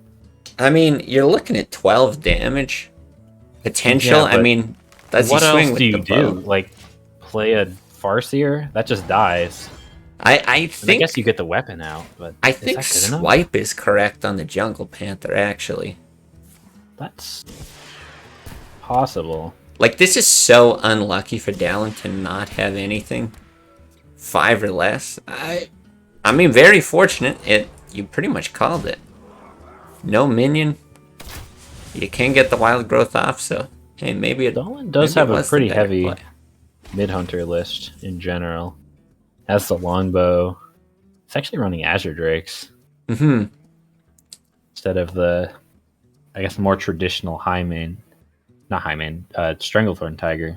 That's the 5-drop Yeah. of yeah. choice. He's got Yeah. the high main in his hand. Kind of interesting, actually. Can Drake into Arcane Shot? Probably a spell power combination I've actually never encountered before. God, I love seeing chat's reaction to the previous game. You can tell it's right at the end of the game. People are Yeah. losing their minds. You see everyone popping off in chat 5 minutes ago. Yeah. Well, Alright, so Dallin just plays the Hunter Legendary card. yeah, the one problem with that last turn, the swipe hero power, is that now you're at a pretty low health total. 12, he's got 6 on the board. You can taunt for 6, but Yeah, which I think is the play. Where shall I strike? But boy, that Gladiator Longbow presenting 10 damage over 2 turns with no other taunt option. I mean, that seems like a pretty easy longbow swing face to me. I gotta think so. You keep the high main on the board. Going forward, you can even Teacher, Tracking, Dig for Lethal, Arcane Shot, spawn a bunch of dudes. I mean, He's actually thinking of using the teacher this turn. sure. Not sure I love it. But I mean, I'm not sure how much it matters. And yeah. There's the Hunter's Mark. Well, so now Hunter's it's- Mark, it makes him look like a genius. Yeah, if you hit, then Really? Huh. I guess saving it for potentially a war coming up, maybe? He does have a war. He has 2 Ancient of Wars in this deck. Yeah, that's interesting. I would have thought that that was the better line, though. You Hunter's Mark your Arcane Shot, you get 2 more tokens on the board. You know one swipe is down, and it's not like QuatachIchl's drawn incredibly deep.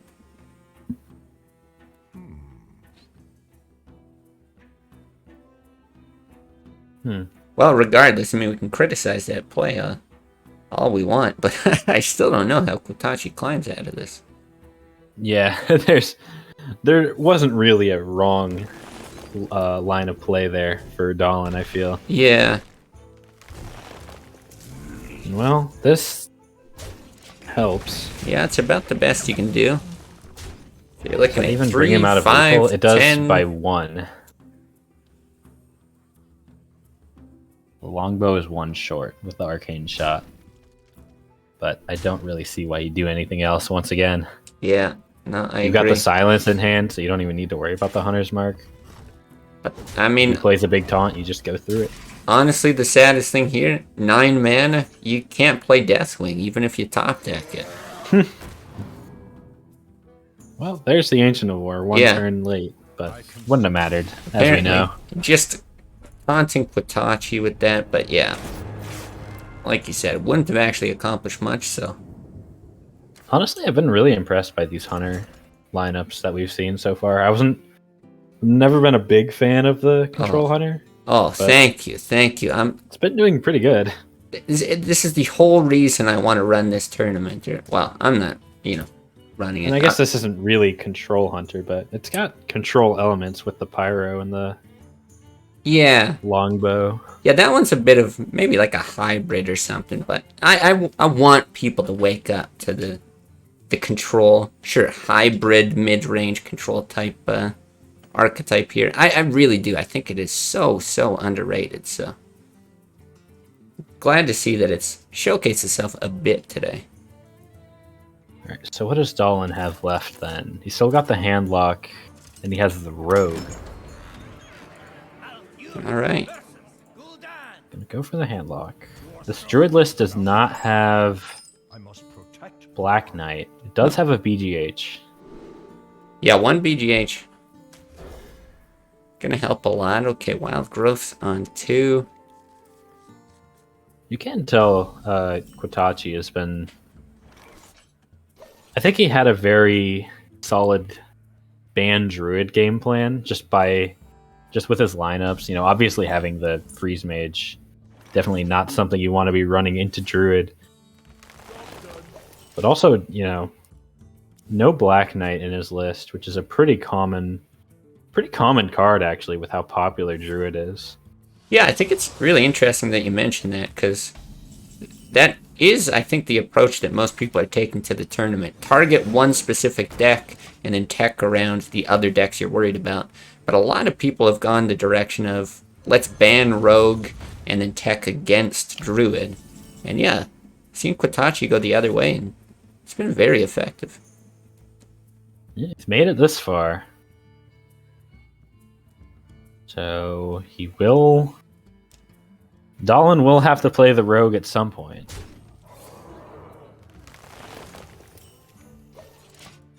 Well, in theory. Yeah. What do you know? We are once again missing our 4 mana plays. Yeah, this is not the day for Handlock. I really thought Handlock was an interesting list to bring to the tournament. But it's a really good anti-rogue list. It is, and the thing that really sticks out to me with it, I guess maybe a little similar to some other combo lists or things like that, but sometimes I feel like you can just whiff as a Handlock. Like, if you lose hard. And, well, I wouldn't expect to see these kinds of, bad draws consistently this early. It's just a risk that you take if you queue up as Handlock. Definitely not the most consistent deck ever. What's that 6-mana card in Dahlin's hand? Is that a Sunwalker? That is a Sunwalker, yeah. That's right. He's running the Sunwalker. Yeah, the good news for him is that he's hiding behind these big 4/5s. Mm-hmm. Yeah, he's got time, but I'm starting to have flashbacks to that other game where it's just, hey, can I draw my good cards? And it's like, no, here's another Defender of Argus. You want to taunt up 2 owls? Go ahead. The second Force of Nature is actually pretty good because he can use one to clear. And he can actually, I believe, keep his board. No, he would still lose his board to Hellfire, no matter what he does, I think. Yeah, that's the thing. I'm curious what moves he makes if he plays a Force of Nature to take out one of the Watchers. Well, no, yeah, you send them all into one Watcher, you hit the 5/5 into the other, and then you can Hero Power the Owl, 3/3 goes into the 2/3, and then you've got the Yeti that is resilient to any AoE. Yeah, exactly. Exactly what he does. But, yep. And that's forcing lethal, even with Hellfire. Yeah, that because combo drops him down to 15.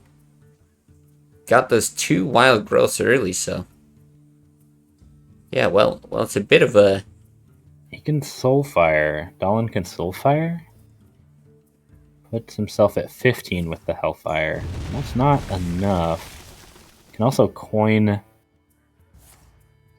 heal first. Just make sure that doesn't get discarded. Mm-hmm. What does he discard here? That is pretty big, but he does have the Sunwalker. Yeah. Gotta be thankful he's running it now. He's also thankfully healed. If he didn't, that would have been the game with that innervate.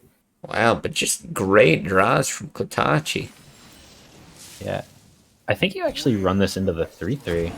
Or just run it into face. You saw the defender get discarded. Yeah. Wow. Oh man, that is a good draw. That is huge, yeah. That's a good draw, but it still just dies to combo.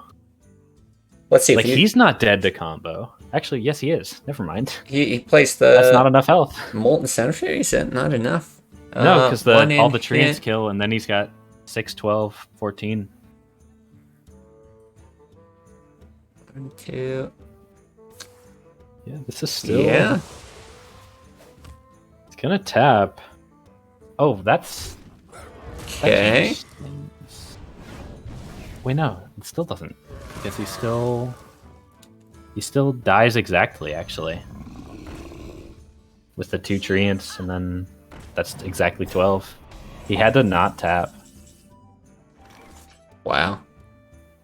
So yeah, if he sees it, if QuatachIchl sees it. Yeah, I would think he's staring at these 2 cards here. Once you got those 2 cards in hand, you're gonna be looking for lethals one way or another. Yeah. There it is. Wow. There's a reason that a lot of people do not like this deck. Yeah. Yeah, I can't say that I'm surprised. We get to the finals. I didn't know who was going to make it. Nobody knows. But I think I could have predicted a Druid and a Rogue getting banned. Alright. 2-1 for QuatachIchl. 1 more win. Make QuatachIchl the victor. Win with the... he needs to win with his handlock, actually. Yeah, that's right. I guess I could just switch over to it now. Oh, we'll see what Dallin's going to do. He's up against the handlock, and he's up against the Rogue. So this handlock mirror is going to be... Handlock mirror? Yeah, handlock mirror. Let's have some fun. So let's see. Are there any particular cards that either of these players are running that are going to give them significant advantages? Double Siphon Soul. I see this BGH. Both players have 1 BGH. Yeah. I think they both have 2 Siphon Souls as well. They do both have 2. That Sunwalker's throwing me off. Okay, so double Siphon Soul for both, single BGH for both.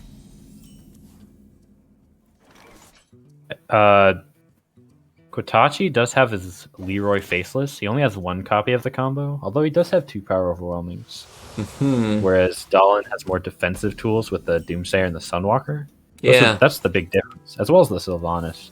He has that as well.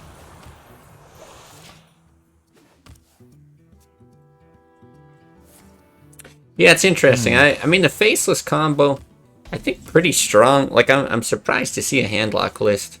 This one from Dallin not running it. I really do think it's just so strong, hard to not. But Faceless as well it can do a lot of other things. Either copying one of your own big minions, copying one of your opponents if you gotta, stabilize. BGH is gonna be big. Yeah, BGH. BGH, and then huge. next turn he can play his own Mountain Giant. Oof. And I'm not seeing a whole lot else behind this Giant for Dallin. No, this draw is really important. Okay. Well, there's the draw.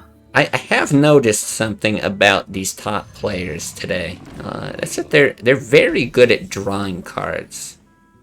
Well, I mean, this is how you play Hearthstone. Yeah. You draw cards. Yeah, they've got Makes this sense, down. you know? The good news for Dallin is that he has the Soulfire. Or Shadow Flame. Soulfire's not going to do much right now. Bad news is that he kind of has to Soulfire. With how low he is, he really doesn't have another play. Shadow Flame. I said Soulfire again. That's okay. We know what you mean. Yeah, it's his only way to Soulfire. clear. I don't know what he would do with it, but he could use it. He But yeah, could, this is a Shadow Flame turn for sure. Yeah. Everything's got 8 health. Look at how well it lines up. Yeah, certainly want to do it before I before was he's gonna thinking about buff not anything. doing it.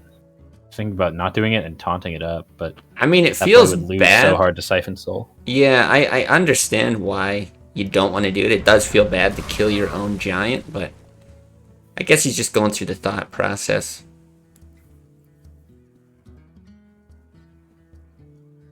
And you just tempo Protector?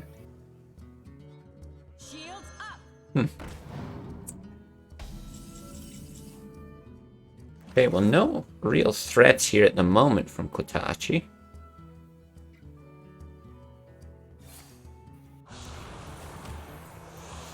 That's a threat, but not one he can play just yet.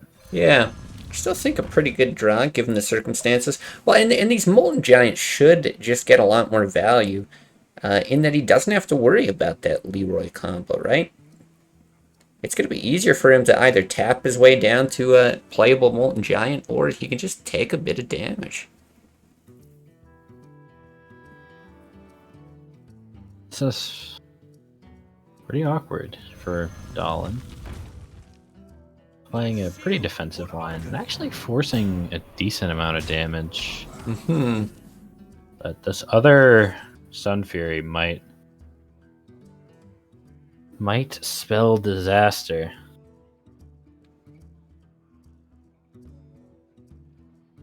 Tachi can even tap for another card if he wants. Yeah, really curious to see what he does here. Like I said, I feel like he's got a bit of liberty to play with his health total. But you can't play it too loosey-goosey. Soulfire is still a thing. Yeah, Soulfire. Hellfire as well. He's actually gonna Shadow Flame this. Oh, he's got 2 Mortal Coils. Yeah, I was making the same noise. Like, what? Something's gone wrong. That's more burn, worst case. Mm-hmm. Is this just a Sylvanas? Ooh, that's a... There's the Jiraxis. That Okay, is gonna what you heal want to up. see with this kind of hand, with a lot of taunt givers, but not a lot of taunt getters. Mm-hmm.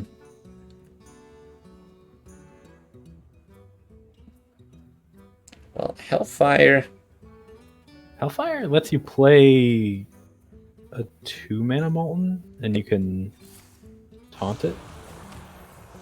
Tap first as well. There's 2 pieces of the combo, just missing that Leroy. Yeah, I like this line. Down at 15, not really an issue.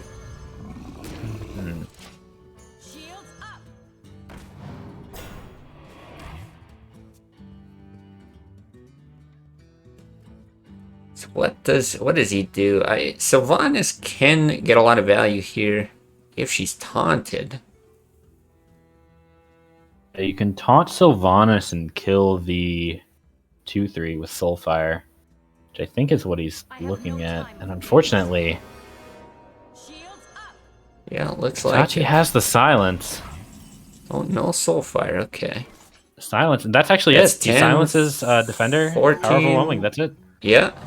Quatachichl wins. Wow. There, has the burn, has the burst. That was the tech decision, the Wow. difference in the deck that he Yeah. made. Yeah, that's it. That's, I guess gave him the advantage. Answers the question. Which one's more favored against the other? Well, kind of looks like Quatachichl now. No guarantees here. But let's see. Let's remove all this stuff from the screen. Bring back my ugly face for just a second here. Let's see. Let's see if Quatachichl is interested in a winner's interview. No pressure.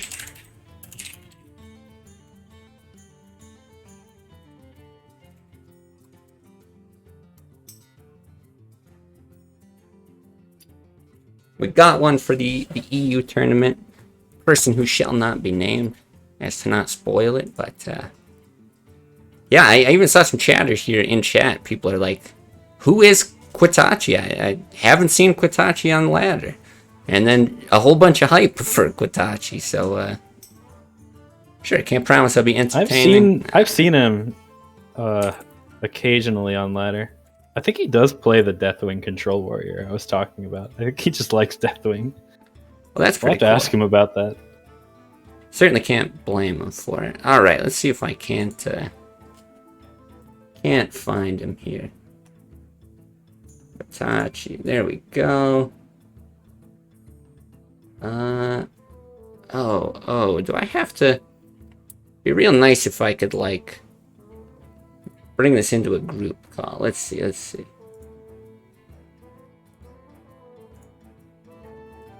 Gotta add him as a friend, and then we can do. There we go. Now we can do a kind of group thing. Hold on, Boomer's trying to figure out Discord.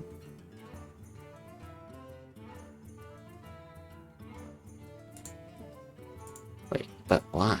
But why? Do I actually need to create a new call here? It's so silly. Too silly.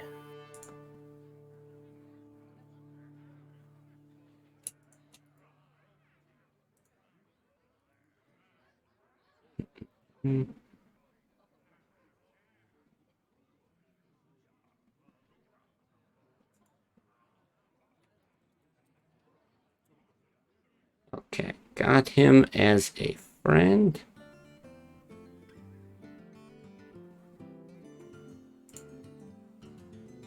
Okay, here we go. I think we can do it. Add. Derp. Add. Quatachichl.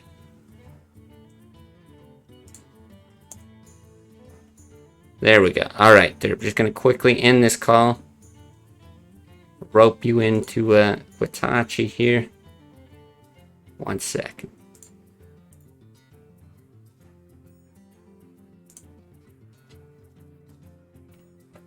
Alright, think we got everyone. Everyone can hear me? Yep. Loud and clear. Perfect. Alright, well, Dirt, feel free to jump in at any point. First of all, we've been saying Quatachichl. Actually, we've been saying a lot of things.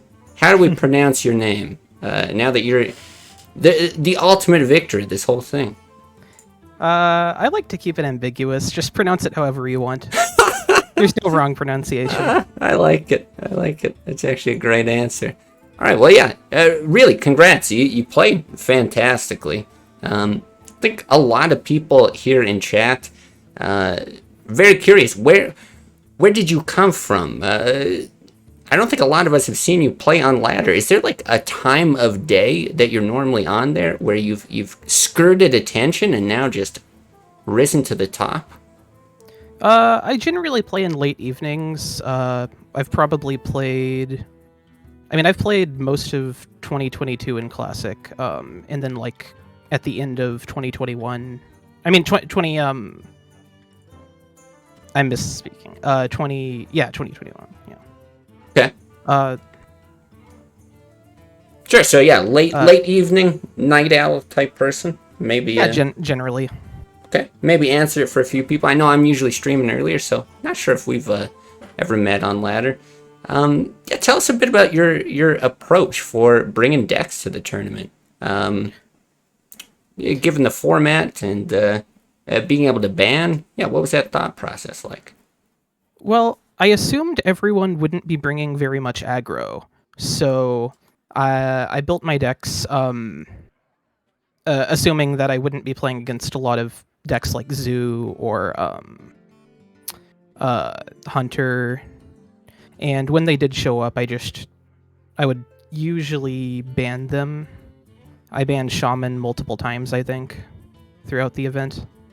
And decks like Druid or Handlock, they generally just win a lot against the slower decks anyway, so that felt pretty good. Okay, seems pretty reasonable. Derp, any questions for our ambiguously named Victor here? Yeah, I mainly want to ask you about the Deathwing that you included in the Druid, because I believe, if I'm not mistaken, I've played against you on ladder playing Deathwing in a Control Warrior list. So are you just a big fan of the card, or is there a reason that you think it's so good? Yeah, it's usually very good in the mirror in Druid. If you get behind against another Druid, they don't have a BGH, they don't really have a way to beat Deathwing a lot of the time. I mean, like, unless they have like combo and you're within lethal range. And against other control decks, if